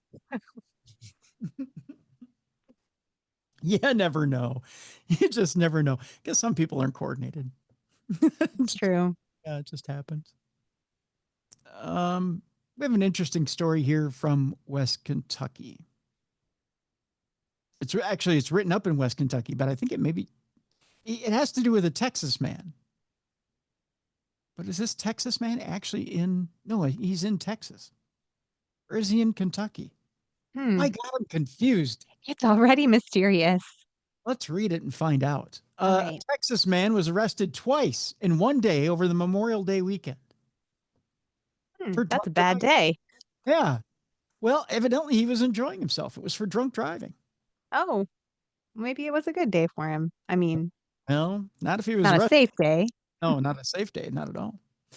A Texas man was arrested twice in Lyon County over the Memorial Day weekend. The Lyon County sheriff and a deputy were called about an allegedly intoxicated subject at a business in Eddyville on Sunday. According to the report, 42-year-old Richard Pranita of Edinburgh, Texas, made alarming statements to an employee about driving himself to the business. Pranita, who was charged with DUI, his vehicle was impounded and he was booked into the Crittenden County Detention Center. Then on Memorial Day, after bonding out of jail, Pranita called the sheriff's office from his motel to ask for personal items from his impounded vehicle. Here's where it gets tricky, Jess. Now, when you call the cops and like some stuff out of my impounded vehicle, make sure you don't have anything illegal in your impounded vehicle. Oh, no. Here's what happened. When the sheriff went to the inventory to collect the items, he reportedly found cocaine among the items in the trunk of Pranita's car. Oh, come on. Eddyville police were called to assist. They then went to the motel and arrested Pranita again. Well, he earned that. Yeah, he did. Pernado was charged with possession of cocaine, taken back to the Crittenden County Detention Center, where he remained twice in one day. Yeah. This is the story I got it mixed up with. I thought he was arrested for driving drunk twice in one day. It turns out our next person was driving drunk twice. Okay. I told you I got too many good stories today about twice in Hard one to keep track of them all. right? Felony charges are filed against a KCSO lieutenant who was accused of driving drunk twice in the same day. It was a productive week. What can I say? Oh yeah. That is yeah. He should have known better. Come on. We go to Bakersfield, California, where 9 felony counts have been filed against a Kern County Sheriff's Detentions lieutenant who allegedly drove drunk and was involved in 2 crashes in 2 hours. Now that's whoa. Yeah. No. Maybe you're not such a great drunk driver after all. I mean, nobody really is, but you know, some people are like, I can drive just fine. You think you'd learn after the first accident that you should probably hang it up. Not Patrick McNeil, who was charged Wednesday with multiple counts of DUI causing injury, hit and run causing injury, and misdemeanor resisting arrest. Prosecutors say the charges include enhancements for having a high blood alcohol content and injuring more than one person. An arraignment date hasn't been scheduled, sheriff's officials said. McNeil was on administrative leave, as he should be. McNeil crashed twice within hours on March 16th, police said. He was off duty at the time. The first crash happened around noon on Stockdale Highway and Allen Road in southwest Bakersfield. Police said McNeil was cited for driving under the influence, and officers had his car towed and took him home. About 2 hours later, officers were called to a hit-and-run crash at Coffee and 7th Standard Roads. McNeil was identified as the driver who fled and was later found at Laredo Jail, where he was arrested after a short standoff, according to a district attorney's office release. The Kern County District Attorney's Office conducted additional investigations to determine the full extent of injuries to parties in both collisions. Such an investigation was necessary to determine appropriate criminal charges. All right.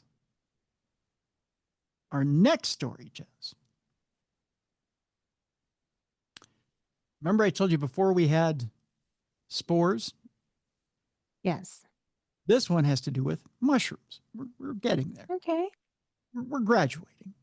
Fungi of another name. Fungi of another name is still a mushroom,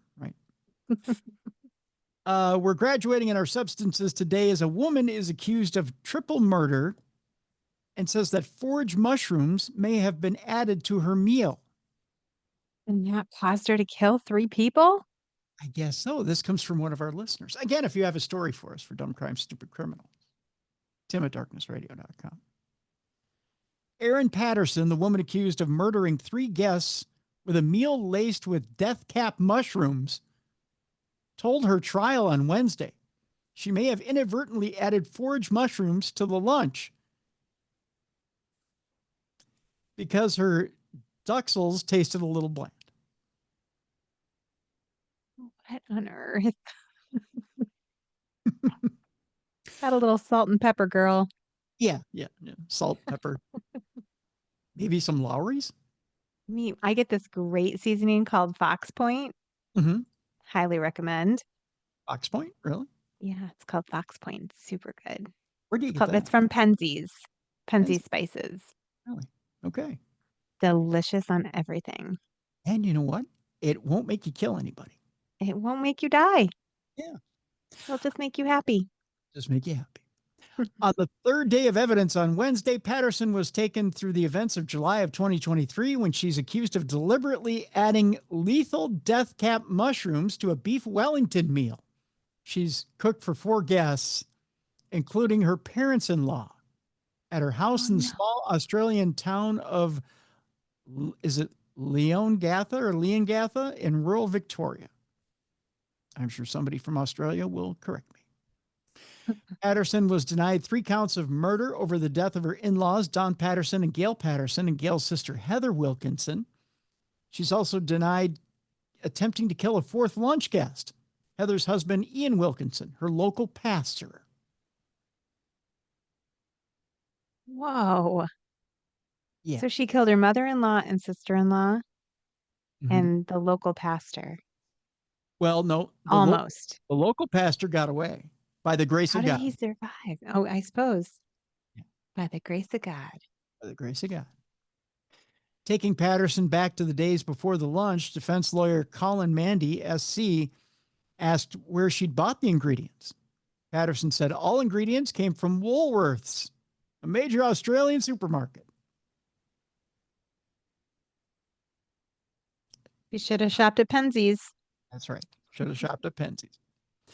Patterson said she found the recipe in a cookbook, which she followed with some deviations, slightly. Poison. A little bit of poison.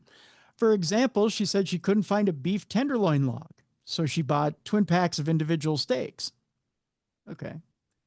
The recipe had called for mustard, which she didn't use, nor did she use prosciutto, because Don doesn't eat pork, she said. So no prosciutto. No prosciutto.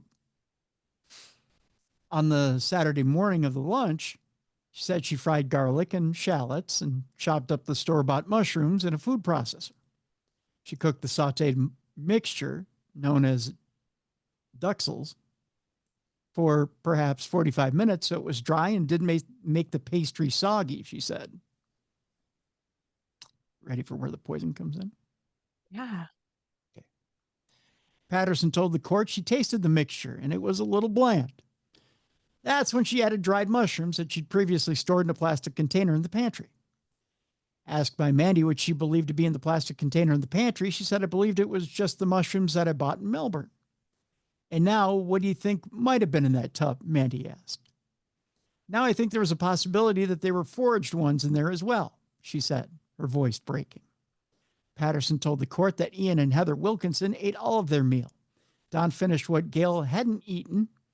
Patterson only ate about a quarter or a third of her beef Wellington because she was talking a lot and eating slowly, she said. After lunch, they cleaned up and sat down to eat an orange cake that Gail had brought. I had a piece of the cake and then another piece of the cake and then another, Patterson said.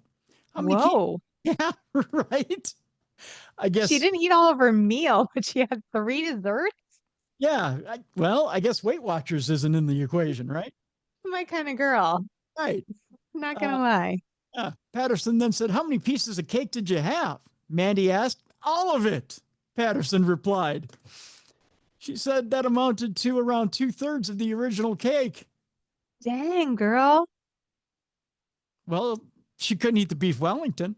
Meanwhile, everyone around her is just dying and she's just eating cake. It's like, this is great cake. Well, when in Rome. Wow. Yeah. She said, I felt overfull. Oh, no shit, Shirley. Well, I suppose. Yeah. She said, so I went to the toilets and brought it back up again. What? She A little binge and purge? She went bulimic on the bed. Patterson has previously told the court that she battled bulimia for much of her life and was self-conscious about her weight. Wow, this story is bananas. Well, it's orange cake. That's what it is. Patterson said she felt nauseous after the lunch and later that evening took medication for diarrhea. The next day she skipped Sunday Mass due to the symptoms and still had diarrhea later that day. So she didn't skip Mass because she killed 3 people. She skipped Mass because she had diarrhea.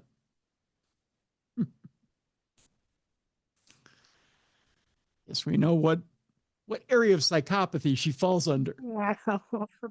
Yeah. That night, she said she removed the pastry and mushrooms from the leftover beef Wellington and put the meat in the microwave for the children to eat for dinner. She was going to kill the kids. Yeah. The next day, Monday, she thought she might need fluids, so she went to the hospital where a doctor told her that she might have been exposed to death cap mushrooms. Patterson said she was shocked and confused. I didn't see how death cap mushrooms could be in the meal. Earlier Wednesday, Patterson told the court that she hadn't seen websites that purported to show the location of death cap mushrooms near her house. She said she was aware of death cap mushrooms and had searched them out online to find out if they grew in her area. She said she found that they didn't. Patterson also told her trial on Wednesday that she had foraged for mushrooms at the Corumburra Botanical Gardens in May of 2023 and may have picked some mushrooms near oak trees. The court has previously heard that death cap mushrooms grow near oak trees. Patterson said she would dehydrate any mushrooms she didn't want to use immediately and store them in plastic containers in the pantry.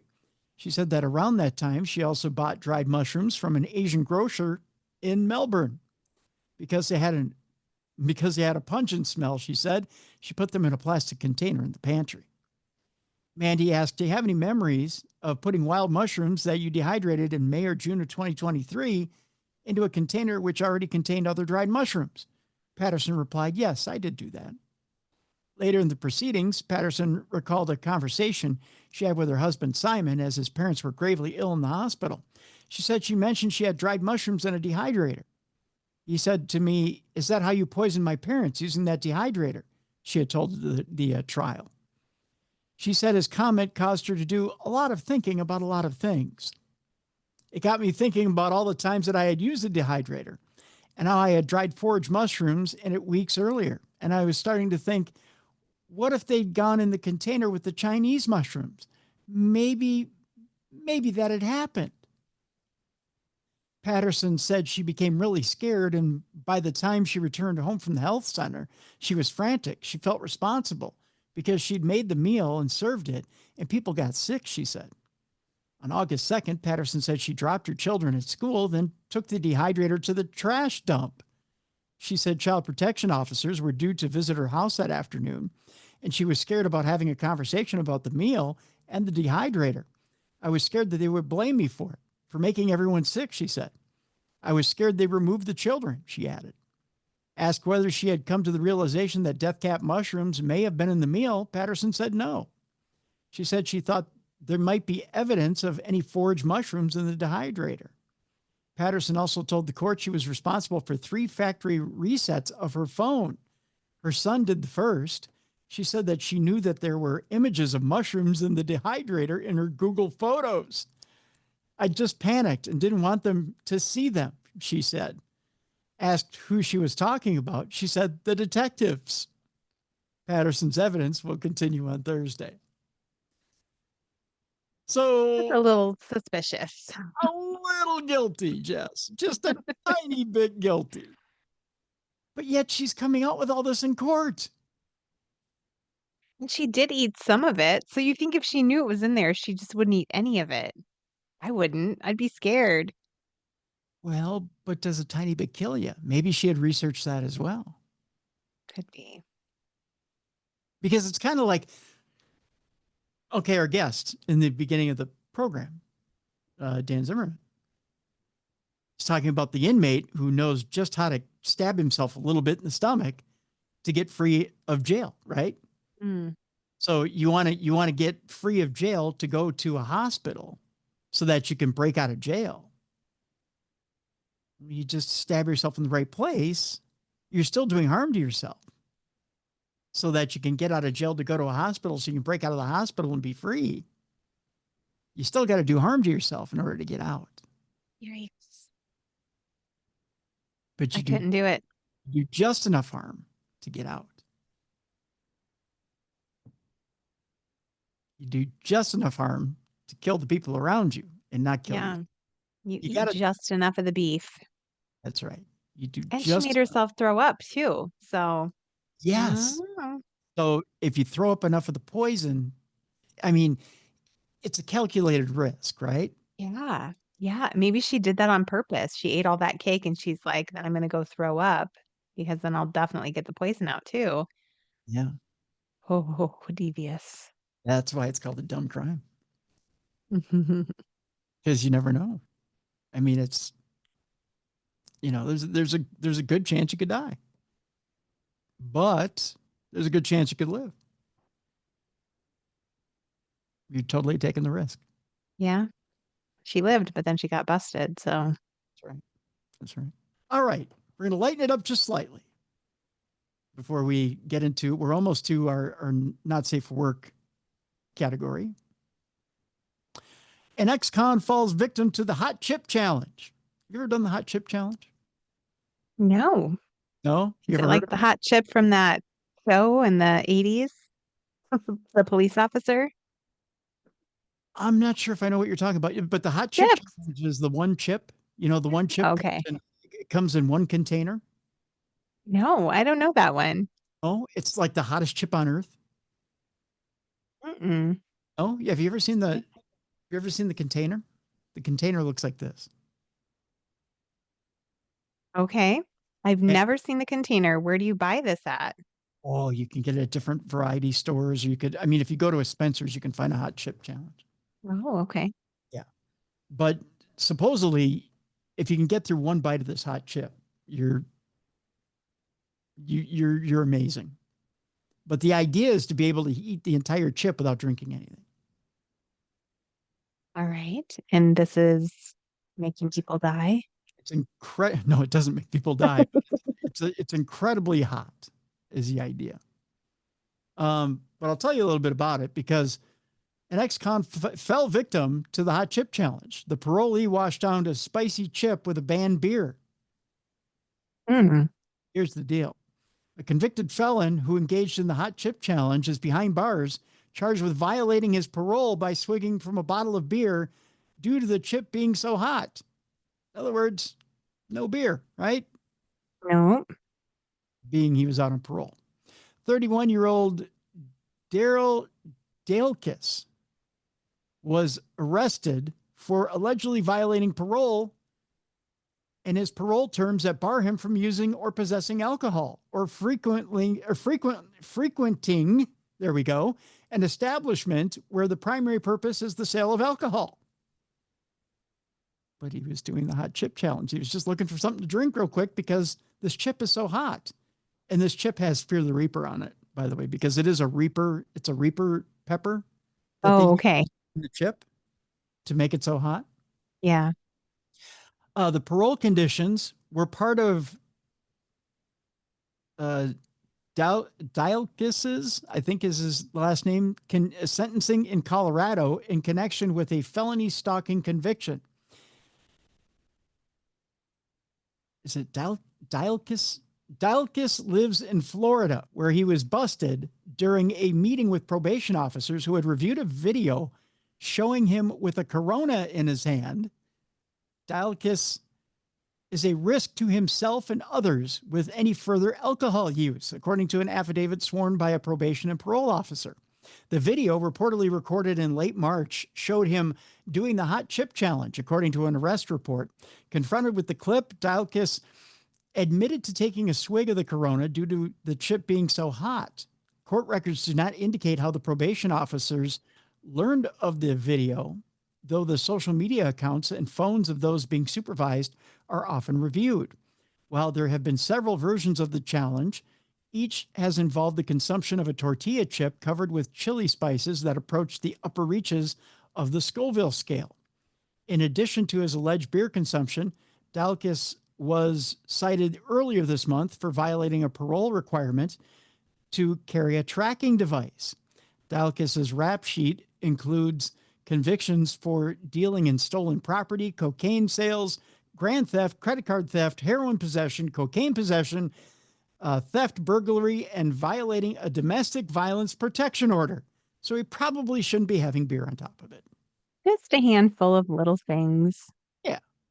Dalekis, who has spent a combined total of 7 years in state prison, has a parole termination date in late 2026. So if he would have just laid off the beer, he was pretty darn close to being done with parole. You should have had a glass of milk ready. Everyone knows that's how you put out the fire in your mouth. That's right. But instead, he reached for the Corona. What a dummy. Yeah. All right. Let me introduce you, Jess, to the boogie burglar, who dances like nobody's watching before he broke into a Victorian school. Oh, I like him already. We'll actually put up the video of the boogie burglar in the description of this program so you can watch him do his thing. A toe-tapping thief showed off his dance moves on camera before burglarizing a school of thousands of dollars worth of gear, according to police. I'm not kidding. He really was dancing. It's believed a man driving a silver Holden Commodore drove into a car park of a school in Sunbury, Victoria at about 1:10 a.m. on April 23rd. After getting out of the car, the man performed a jaunty dance that CCTV cameras faithfully recorded. The man then broke into the school and stole 3 laptops and a projector. Police estimated the value of the gear at more than $5,000. The man is described as Caucasian in appearance, so the dance couldn't have been that good. And he was aged in his 30s with medium build and dark brown hair. He was wearing a red and black hooded jumper, black running shoes, red headband, and blue gloves. Police, of course, released the CCTV of the incident because they wanted you to see the dance. Anybody with information is urged to contact Crime Stoppers at 800-333. It just says 000, or there's an online thing you can click if you recognize him. Again, we'll put up the article so you can watch the dance itself. Just a middle-aged white guy living his flash dance dreams. That's right. I don't know if he put water over himself or not. I haven't watched the dance, to be quite honest with you. And one more, I believe, here, Jess, before we go to our not safe for work category. And this one actually made national news, and I was quite surprised by it. You know, I saw a news article earlier in the week that had asked the question, have we gone too far with tipping? Because it seems like everywhere we go these days. Yeah. There's tip fatigue is what they're calling it. You tip everyone. Yeah. And everyone's asking for a tip now. An armed DoorDash dope was busted over tip demand. The driver claimed he was cheated of a cash gratuity. It turns out that this guy was angered that he had not received a cash tip on the night before on a $100 order. The DoorDash driver returned to a Washington home with a loaded gun on his hip to seek the gratuity. Yeah. Investigators allege that 59-year-old Robert Delahant showed up last Thursday morning at the Vancouver residence of 19-year-old Kiana Korenkoff, to demand the tip. Delahant was loud and mouthy, Korenkoff told police.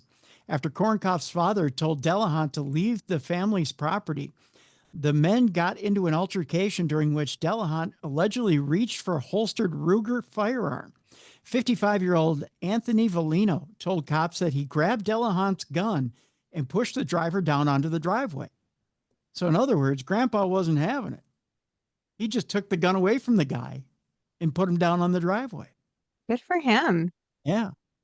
Valino stated when he smelled liquor on Robert's breath, he thought anything could happen, according to a probable cause affidavit sworn by Vancouver Police Department officers. Valino, cops reported, said he feared for his safety when Delahant reached for the gun. After driving away from the residence in his Kia Soul, Delahant called police dispatch and advised the house cheated him out of a tip, so he returned and was pushed. Cops say Delahant, who smelled of booze, admitted to drinking at home before returning to the client's residence. I shouldn't have come back, Delahant reportedly told police. He also claimed that he had only lifted his shirt to show he was armed before being confronted by Valino. A home security camera recorded the men wrestling over the firearm, according to Officer Christian Strong. The footage also showed Valino holding the gun after Delahant had been disarmed and shoved to the ground. Delahant was charged with assault, harassment, and driving under the influence. His blood alcohol level was measured at more than twice the legal limit. Court records indicate that Delahant has a prior DUI conviction. Delahant's DoorDash delivery days, by the way, have ended, according to the company. They have since fired him. Fair. Very fair. Guy should have tipped him though. But I- you gotta tip your DoorDash people. They don't make very much. From what I was told, he was tipped. That he was tipped Oh, $20 on the $100 on the $100 bill. 300 though, or $3 on the $100 bill? No, he was tipped $20 on the $100 bill. Oh, okay. He was given a 20% tip. He Okay, wanted well, that's cash on top of it oh. because they I take misunderstood that part then. yeah. Oh, yeah, no excuse then. See, he wanted cash. He wanted cash on What a top. psycho. That's why he went back. See, because they take off the card charge, they take a certain Yeah. off of it. So he didn't get the full $20. Oh, I see. Yeah. So he wanted cash. I see. So So if they don't give you cash, then DoorDash gets some of it. Well, it's impossible to get cash off a DoorDash, but he wanted more cash on top of it. So in other words, he wanted more of a tip on a $100 order. Oh, Yeah. He felt like he should have got more. So I guess. because I'll tell you what, I'll post this one as well because it's a confusing video. He says stuff like, "Well, look at this home. This is such a nice home. You should have given me more of a tip." Oh, well, that's not You know, fair. I mean, 20% is totally a fair tip. he's pretty deranged. Yeah, Yeah. obviously. And he's going after, keep in mind, this is a 19-year-old girl he was going after. Oh, gosh. It was a 19-year-old girl who had placed the order. It was the father who came out, or the grandfather, I think it was. Okay. It was a 55-year-old who came out to confront him when he was going to take a gun after a 19-year-old. Oh, that makes me afraid to DoorDash food. Well, I mean, Crazy people delivering. keep in mind, here are the statistics though, because again, I was intrigued by this story. The statistics are actually that DoorDash drivers are attacked more than DoorDash drivers attack customers. Mm, And I believe that. the numbers are astounding when it comes to DoorDash drivers who are attacked by customers. And especially when you break it down by, I'm trying to remember what the number is. Again, I don't have the information in front of me, but they broke it down by cost of order. So when the order is something like by less than $20 or something like that, or more than $20, when it gets below a certain threshold, the percentage of drivers who get attacked is astounding. Don't tell me this, Tim. My son does DoorDash. I don't mean to scare you, Jess, but Ah. I mean it goes from like 1 in 10 to 1 in 3 get attacked. Mm. It's really scary. I know that it's hard for him to like stay in our area because people will order from like up in the city or closer to the city, a suburb closer to the city, and then he'll have to take it from the suburbs down here up to that suburb, and then he's shown as like being in that area, and then someone will order from the city. So he'll find himself like up in Minneapolis when he really won't care to be. He'd rather just stay down in our area that's a little less crime riddled. Yeah. And just, not worry about it so much, but he always gets sucked up into the city. Yeah. So, yeah, there's a threshold, a price threshold. And I believe I saw it on NBC News. So if you just go to NBCnews.com, I think they still have the story up because this is a relatively fresh story. Yikes. So yeah, I mean you can research that for yourself, but they give the actual, because I know that they were trying to balance that for people's sake, because I think a lot of people think, well, there's got to be a whole rash of DoorDash employees that are attacking customers, and it's not. It's the opposite. Right. Yeah, most of them are probably more like my son, who's just trying to Yeah. supplement his internship income. Right. And it's actually the opposite. There are more customer attacks on DoorDash drivers than there are Mm, attacking customers. So, and scary world. and it's by far the opposite is true. Yeah. Yeah. So but it's a weird, it's a bizarre world we live in. That's all I got to say. All right. So with that, it's not safe for work time, Jess. All right. And with that, it's time to put the kids in the closet. It's time to put the boss in his office. It's time to put earmuffs on everybody, except for us adults who can handle it or stomach it. And we'll do it in 5, 4, 3, 2, 1. It's time to get our yuck on. Speaking of yuck, here's something that rhymes with yuck. Truck nuts. Kind of. Do you know anybody who has truck nuts on their truck? I don't know what truck nuts are. You don't know what truck nuts are? No. Are they like things you hang from your mirror? No. They okay, literally they go on the back of a truck on the trailer hitch. And they are what they say they are. They're a pair of balls, chrome balls that hang off the trailer hitch. Like they look like a pair of male genitalia that hang off the trailer hitch. Why? It's a redneck thing, Jess. I figured your area of the country, you'd see them all the time. No, I've No? never in my life encountered truck nuts in Iowa or Minnesota. Now that I've said it, you will see it everywhere you go. You'll see a pair of balls hanging off of a trailer hitch on a truck. Okay. Yeah, truck nuts. I'll be watching. It turns out Idaho has had enough of truck nuts. Well, I don't blame them. Nobody wants to see saggy balls. Right. Nobody wants to see sagging balls off a truck. They've passed what they call is emergency truck nuts legislation. That's wonderful.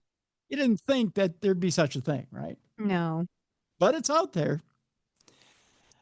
The question is, what is emergency for legislative purposes? Well, the brief answer is whatever the legislature says it is. In March, the Idaho legislature declared that an emergency existed in the state, requiring it to immediately criminalize the public exposure of, among other things, any human breast, except for breastfeeding purposes.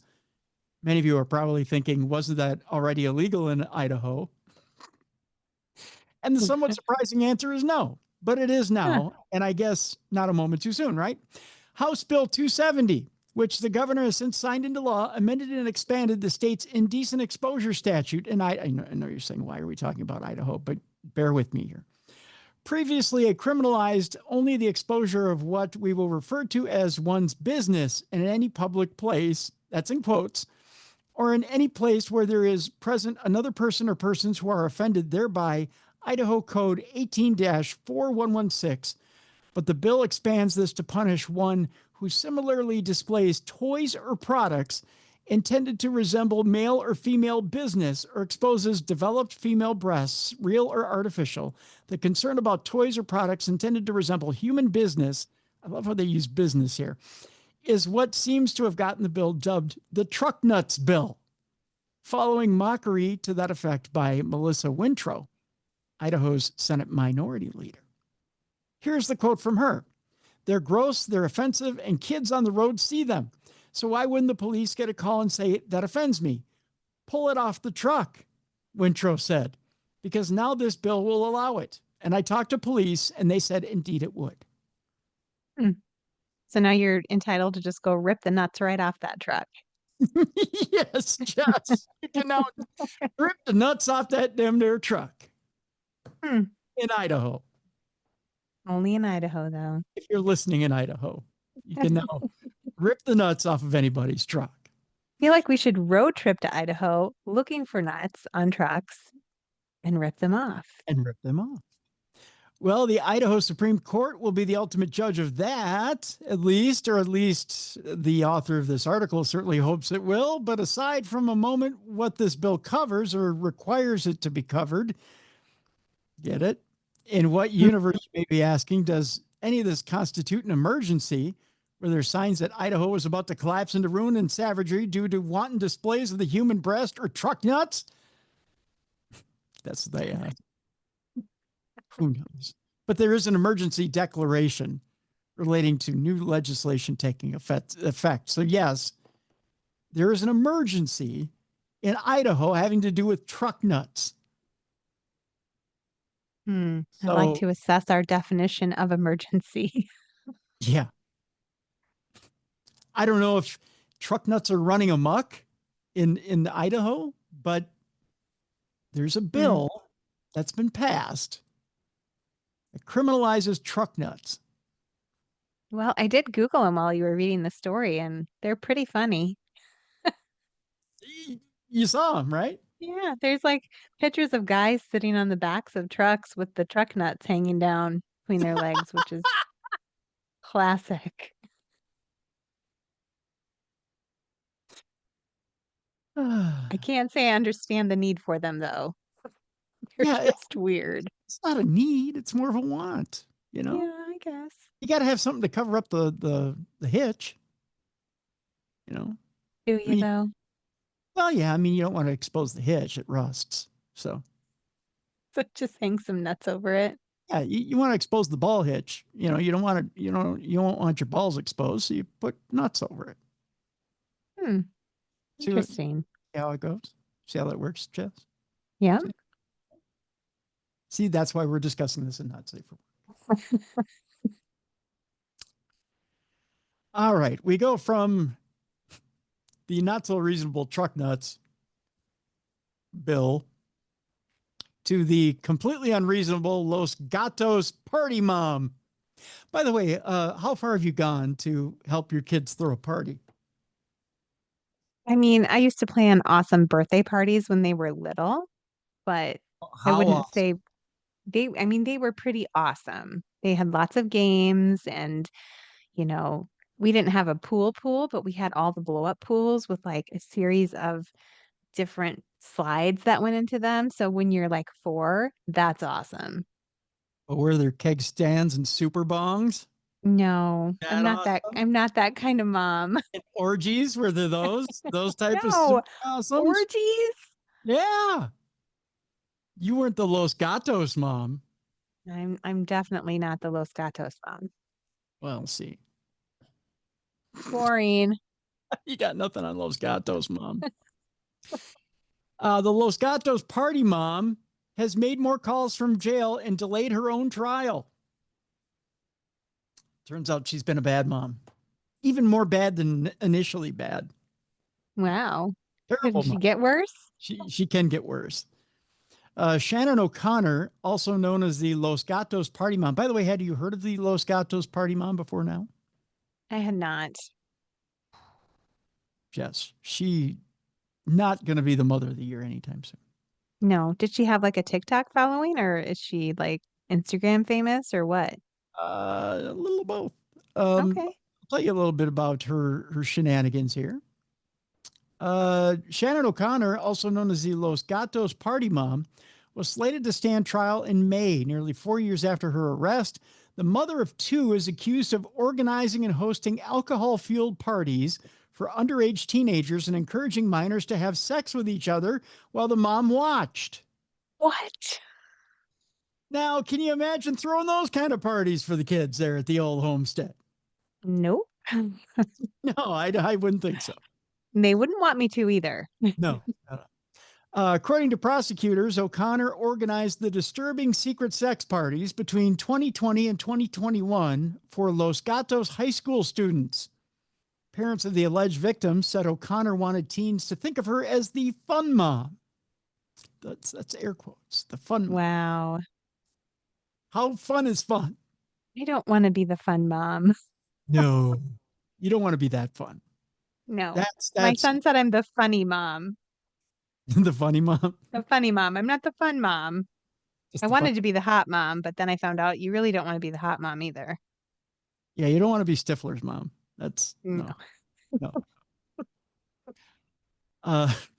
Spend a lot of time on your back if you're Stifler's mom.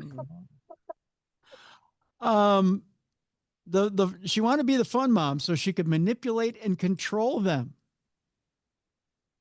This gets into some deep, sick psychological stuff. Yeah.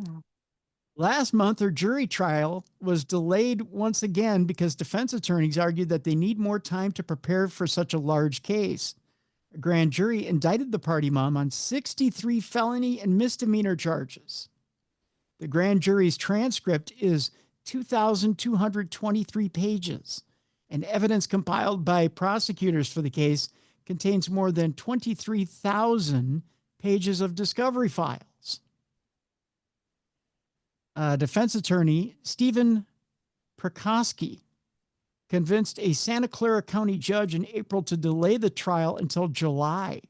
Perkosky wrote in court documents, because of a substantial number of charges filed against Ms. O'Connor, and because of the novel and complex nature of the case, a continuance of at least 60 days is now requested. O'Connor has been locked up in jail for 44 months. During that time, she made a series of calls, jail calls, that will likely be used against her in front of a jury. After she was arrested in late 2021, get this, Jess, O'Connor called her then 15-year-old son and repeatedly ordered him to not cooperate with investigators, according to court documents. Her son, poor kid. Don't cooperate. So here's the stuff that you did and I did, but don't cooperate. So she's incriminating herself over the phone, and they're recording all this from jail. How stupid could you be? Pretty stupid, apparently. Her son, identified as a victim in the case as John Doe 3, promised to follow his mother's instructions, according to documents describing the call. So he's already in big time trouble. Recently filed court documents state that O'Connor made more phone calls from jail in March 2023 and February 2025 that were recorded and seized by prosecutors for their case. Female victims said O'Connor befriended them through their sons, or her sons. During a 2023 hearing, Jane Doe 8 appeared in court and said, "This woman tore my life apart. I've suffered and had to deal with the reputation of being the girl that got raped. I will live my high school years with this cloud over me." How sad. Yeah. Jane Doe 8 said, "She continues to show signs of no remorse. I will never have the life I once had, and neither should she." O'Connor made more jail calls to her husband, Robert Amaral, in 2021, urging him to hide finances by transferring ownership of their $4 million Los Gatos mansion, prosecutors wrote. According to reports, the wealthy Silicon Valley tech company executive was completely unaware of his wife's boozy parties because he traveled out of town frequently for work. Investigators also confirmed that Amaral was kept in the dark. Amaral, by the way, later filed for divorce. Good for him. He was like, "I'm out of here." Yeah. Or Oh, man. just imagining he threw that last part in there. The party mom is now 51 years old. I think she's aged out of that party category just a little bit. Yeah, I would say. Her defense attorney did not respond to KRON4's request for comment on Monday, probably because she's already said more than enough for everybody. Right.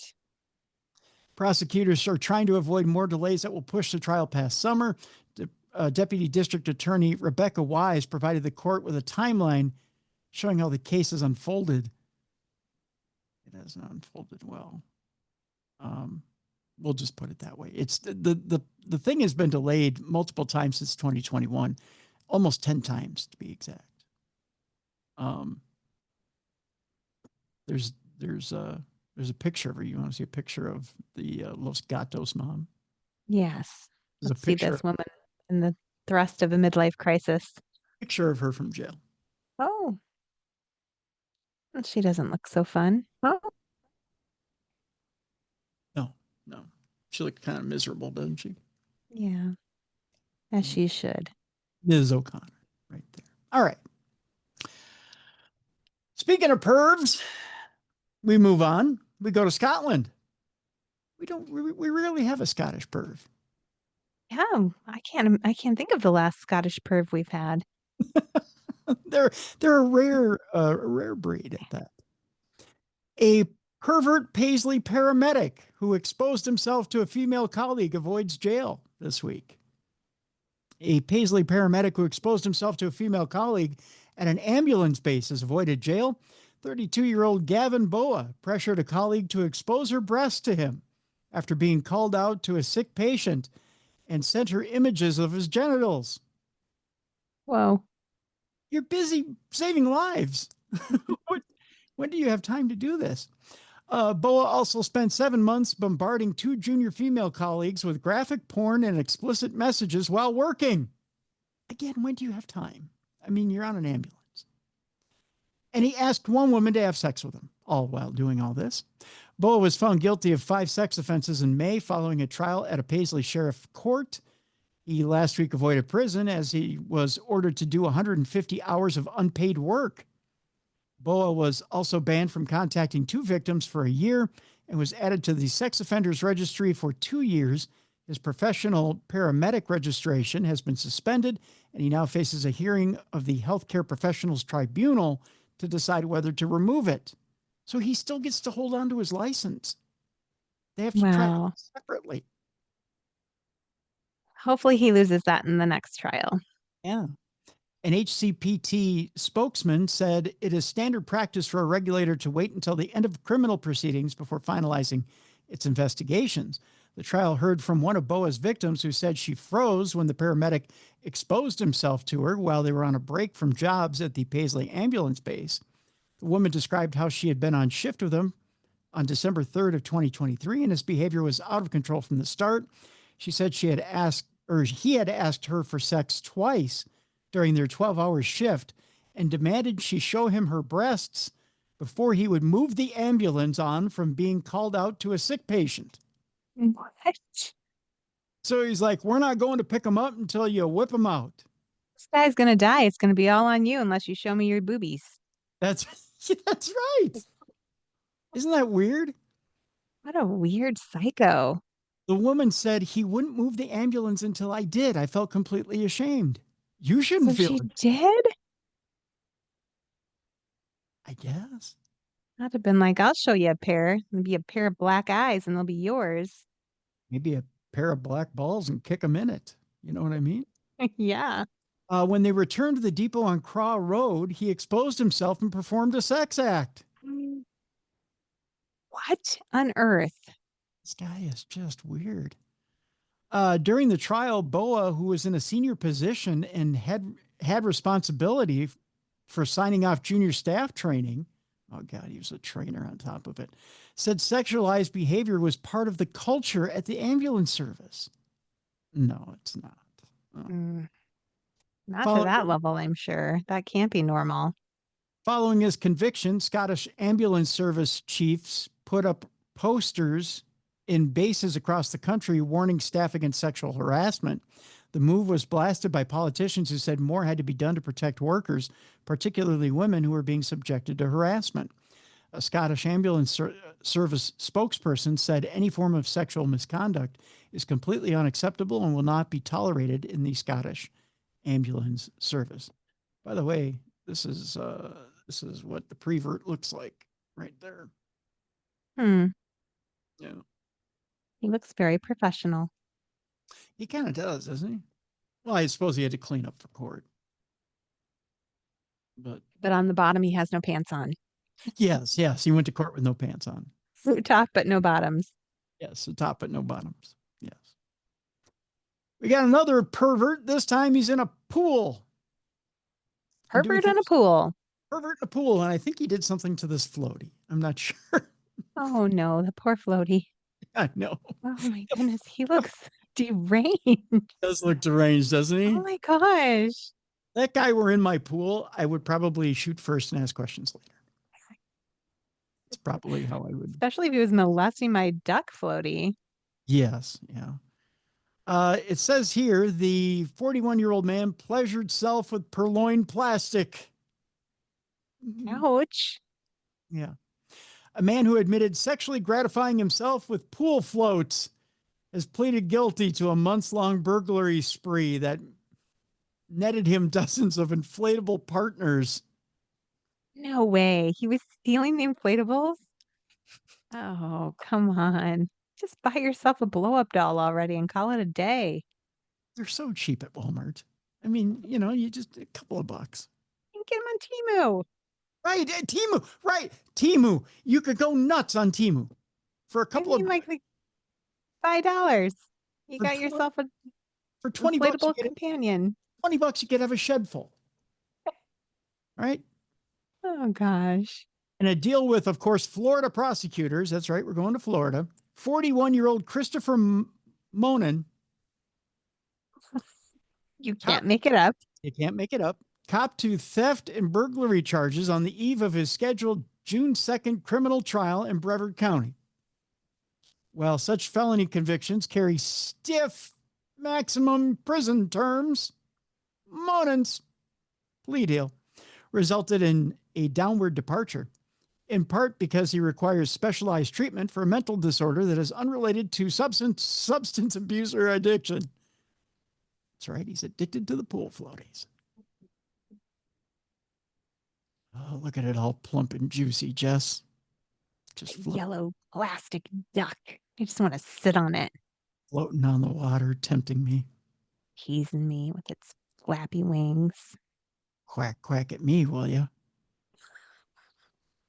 Quack, quack, quack, quack. According to a court filing, it noted that the defendant was amenable to treatment. I bet he was. Get that demon out of me! A judge sentenced Monin to 2 years of community control, an intensive form of probation that compares to house arrest. He will then be placed on standard probation for 8 additional years. Monin, who was also fined, guess how much? No, probably not much. We have to play this game. How much It's for gonna be molesting pool floaties? How much? It's got to be low. I'm gonna go with like $1,500. Lower. Really, $500. Higher. Okay, $700. $840. Oh, I mean, that's some kid's treasured toy. yeah, or it's my favorite place to lay and have a cocktail. Like, get your weenie off of my blow-up mattress. You said something important there. You can't have a cocktail without a little cock. You know what I mean? That's true. Mm. It's really putting the cock in my cocktail. It really is.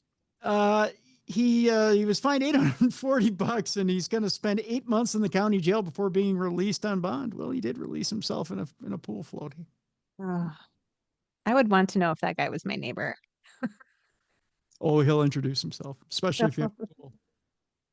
Monin's case which has dragged on for years, began following his 1:30 a.m. suspicious person arrest by a Palm Bay Police Department officer. The cop spotted Monin riding a bicycle and carrying a white garbage bag full of what he identified as deflated pool floats. AKA his girlfriends. That's right, AKA my harem. Do you think that was before or after the scene of the crime? Had to have been after. Think after?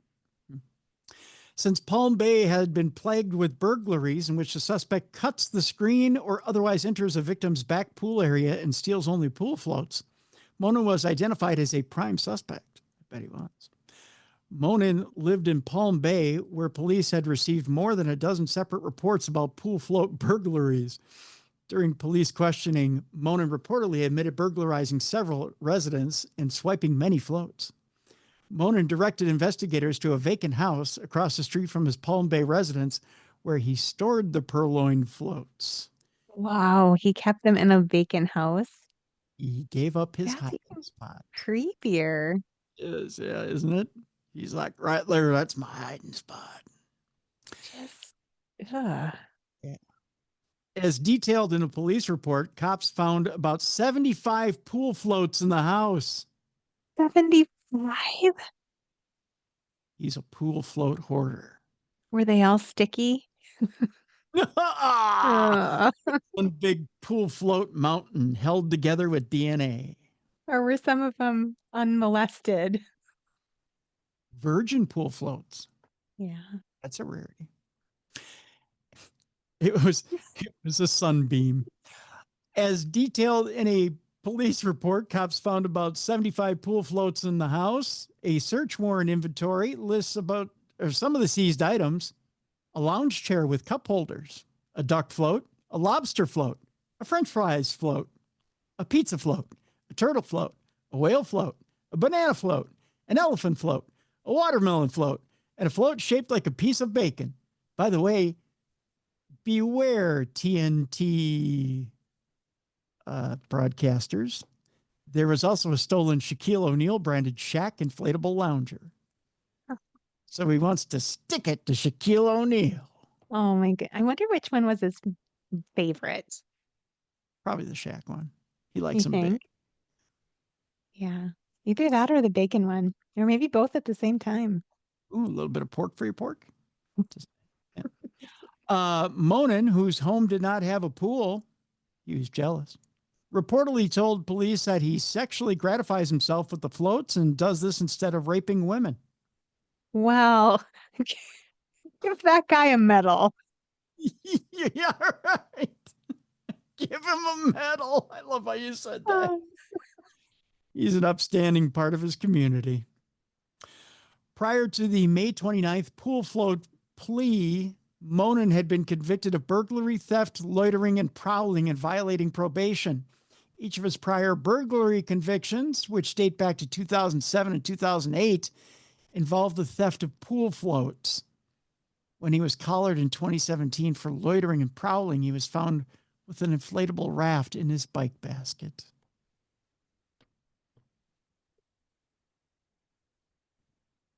Oh my goodness. Just too many mental images going through my mind right now. Guess what? It keeps me from raping. Yeah. Well, I really want to rape women, but But I'm taking just pool floats taking the instead. pool floats instead. Yep. Keeps me from raping. Well, carry on then, sir. Just imagine this guy right here. Yeah, freak. Give me your pool float. It keeps me from raping. Yeah. Well, I guess I'd rather he rape my pool floats than me or my children. So, Tell you what, I'll take you over to Walmart and you can pick out whatever you want. but I feel like the only pool float I have is a noodle. I'm not sure how much he can enjoy that. Well, there's a hole at the end of the noodle. There is a hole at the end of the noodle. See? Maybe it's perfect. It is. The noodle is a perfect toy for him. Because once he's done with one end, he's got another. Yeah, double your pleasure. It's endless fun. It's like a rapist fleshlight is what it is. It's endless fun for the entire rapist family. A pool tool rapist dream. A pool tool rapist dream. Oh, good God. Oh boy, was that my final? I thought that was not my final. Where you're leaving us? I thought I had another story. I could have swore I had another story. I thought I had one horrifying last story for us here. I could have swore, Jess, I did have one horrifically horrific story. Geez. But it's gone. But it's maybe gone. I think that's it. It's like the universe came down and said, nope, you've traumatized her enough, Tim. I think the hand of God has touched your laptop. Or somebody, yeah. I do have some palate cleansers, though. I'll take a palate cleanser or two. I feel like I've earned it. I bet you would. Yeah, I think we've all earned it. Our palate cleansers for today. There's actually it was a double palate cleanser for today. Actually, I have a note before we go to the palate cleanser. Do you know that? Here's your note for today because it isn't safe for work territory. Do you know that? Pornhub left France. because of Oh, the did it? age verification thing. Do you know that when Okay. Pornhub left France, there's a VPN company that shot up 1,000% in 30 minutes after Pornhub turned off the tap? Really? What? Yes. So essentially, the French can't go without their porn. This is what Yeah. happened. They went, oh, sacre de bleu, and then they turned on the VPN and needed their porn. Oh gosh. Yeah, they had to get behind that firewall so they could get back on the porn. Those French perverts. Yeah. So just an interesting little tidbit for you there. And then the other interesting thing that we didn't have time for today, British Airways banned their crew members from taking selfies and making TikToks for security's sake. Oh, Didn't okay. really, That makes sense. it really didn't fit in any crime, but I thought that was interesting. So we'll just throw that tidbit out. So I have a new best friend. So this is the first part of the palate cleanser for today. Okay. I have a new best friend. His name is Augustine. I call him Augie. Augie Doggy. I'm Daddy Doggy. Okay. Okay. We're best of friends, besties. And I just want to say congratulations because he just graduated. Hey. Yeah. Yay, yay, Augie. Yay, Augie. Yay, Augie. Congratulations on the graduation. He also comes with some bennies. He's got his own PJ, his own private jet. So Nice. we're going to take off. I'll pick you up on the PJ. Okay. I'm Yeah. ready. I've got a bag packed already. Yeah, we'll go hang out. He's also, he's got some slam and other side bennies as well. Just ignore the slam and side bennies. It's kind of more of a side benny for me. His mom is Linda Evangelista. His stepmom is Salma Hayek. It's just a little, yeah. Don't ignore that part. What a life. What a life. Yeah. Got double hot moms. That's not fair. Yeah, I know, but it's okay. It turns out I'm talking about one New Jersey high school senior who brought major star power to his graduation ceremony. His name is Augustine. And yes, his mother is Linda Evangelista. He brought on one arm, there's his mom, Linda Evangelista. On his other mom is his stepmom, Salma Hayek. They were both at his graduation Sunday from Dwight Englewood High School. Can you imagine that? No, I cannot. If you're wondering how we became friends, me and Augie, I'm teaching him how to do podcasts. Yeah. So Good. He's learning from the best. I'm trying. They were both there for his graduation. Linda Evangelista shared photos from the happy day on Instagram on Monday, showing the whole family at the Englewood School event. She says she's one proud mama. She says, blessed, blessed, blessed. I said that too. I said, you're blessed, blessed, blessed, Augie. You're a blessed kid. Let me share in your blessings. That's what I told Augie. Evangelista shared a photo of her 18-year-old son, Augustine, with his diploma, which is printed with his full name, Augustine James Evangelista Pinot. Now, here's the interesting thing, Jess. This is where, again, I'm going to fold you into our circle here, Jess. You and me, we're going to hang out with Augie and his famous moms and her, more importantly, listen up here, her famous dad, or his famous dad, not her, his famous dad. Augustine's father is French billionaire Francois-Henri Pinault, who's been married to Salma Hayek now, or Hayek Pinault, since 2009. Now, you may be saying, Francois-Henri Pinault, what does he do for a living? Yeah. How did he get to be a millionaire and get all these hot ladies? Billionaire. Okay. Billionaire. Turns out Augustine was born in 2006 after the end of Evangelista's relationship with Pinot. Pinot is the founder of the luxury group Kering, Kering, Kering, which owns the fashion brands of, is it a little company called Balenciaga? Is that what it is? Balenciaga. I don't know fancy names of brands. Is that the fashion bag? Balenciaga? Yeah. Yeah, probably. I'm not cool. Bottega Veneta Gucci. Is that what it is? Gucci? Gucci, I know. Yeah, and Yves Saint Laurent. Yeah. Yves Saint Laurent. Yeah. Oh, yeah. That I know. Yeah. Yeah. I can't afford any of it, but I know what you're talking about. Yeah. Those big fashion brands. So, yeah, that's Augustine's going to inherit all that, but I'm going to teach him how to do podcasts. So, okay. Let's just be really good friends with him and teach him all of, the hacks of life and how to have fun and stuff. Yeah. So he's our new best friend. We're going to teach him how to do podcasts. Pinot also has a daughter with Hayek, Valentina Paloma Pinot, who's 17. So she'll be graduating soon. So we need to teach her about the facts of life and teach her how to do podcasts as well.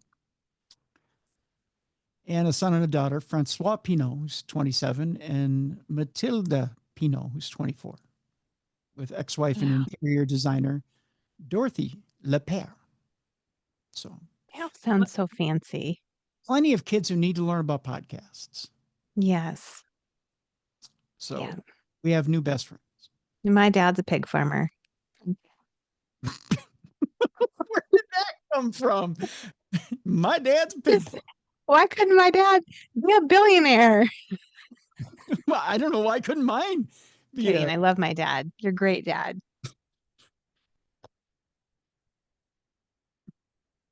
But if I ever found out I was adopted and my real dad was a billionaire, I would still love my pig farmer dad. I would just also love my billionaire dad. Too. Just saying, I have plenty of love to go around for a billionaire dad.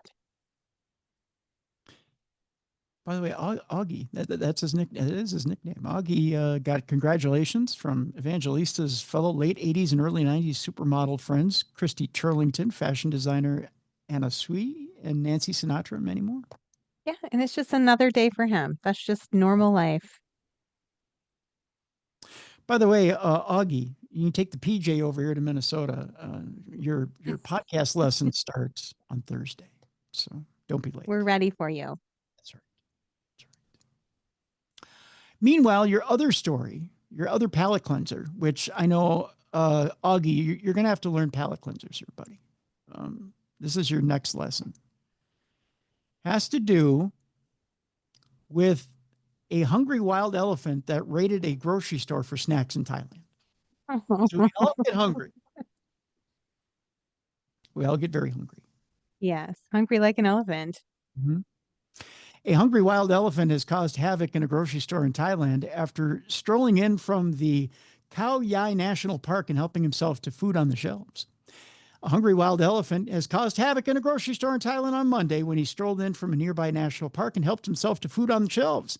Video of the incident showed the huge male elephant known as Plai Bang Lek briefly stopping in front of the shop located next to a main road near the Khao Yai National Park in northeastern Thailand before ducking his whole body inside. The elephant stopped in front of the shop's counter, calmly snatching and chomping snacks, and did not flinch as the national park workers tried to shoo him away.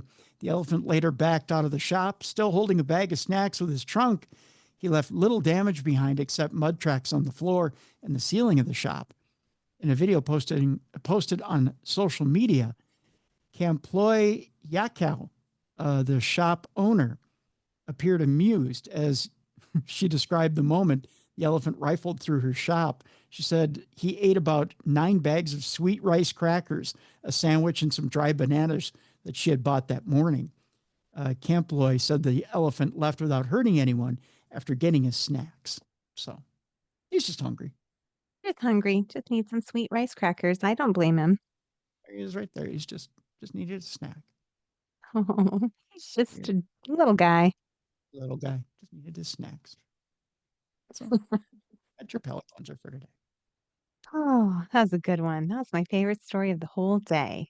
There you go. So that'll do it for today. Jess, what's new in your world? really just the same old, Tim. So just writing the books. And if you want to find one that you want to buy, you can find them on Amazon or Barnes and Noble or wherever you like to buy books. There you go. There you go. Tomorrow, the big program, Supernatural News. And then coming up, ooh, Jess, you know what's coming? Ooh, Jess. What? Jess. Thursday, guess what? What? This is so exciting. We got a hunka burning program Ooh, on Thursday. that's our teaser.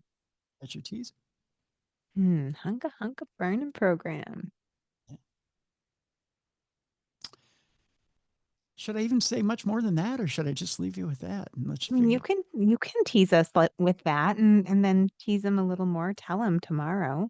Yeah, I'll tell you tomorrow. Yeah, that's your hint for today. I'm intrigued. There you go. That's it. All right, so that'll do it for today. For Jessica Freeberg, I'm Tim Dennis. Folks, check out the app. Check out the YouTube channel. If you're not seeing this on video, check out the YouTube channel, The Original Darkness Radio, or simply go to darknessradioshow.com. Click on the episode you want to see on video, and it should be there. If not, then email me and get under my skin. No, I don't mean that. Or email me and let me know, and I'll let you know where that episode is. Other than that, we'll see you tomorrow for Supernatural News. For Jessica Freeberg, I'm Tim Dennis. Thank you so much for tuning in to the best in true crime podcasting. This is True Crime Tuesday. For more audio and video archives of True Crime Tuesday, intriguing content, and cool swag, check out darknessradioshow.com.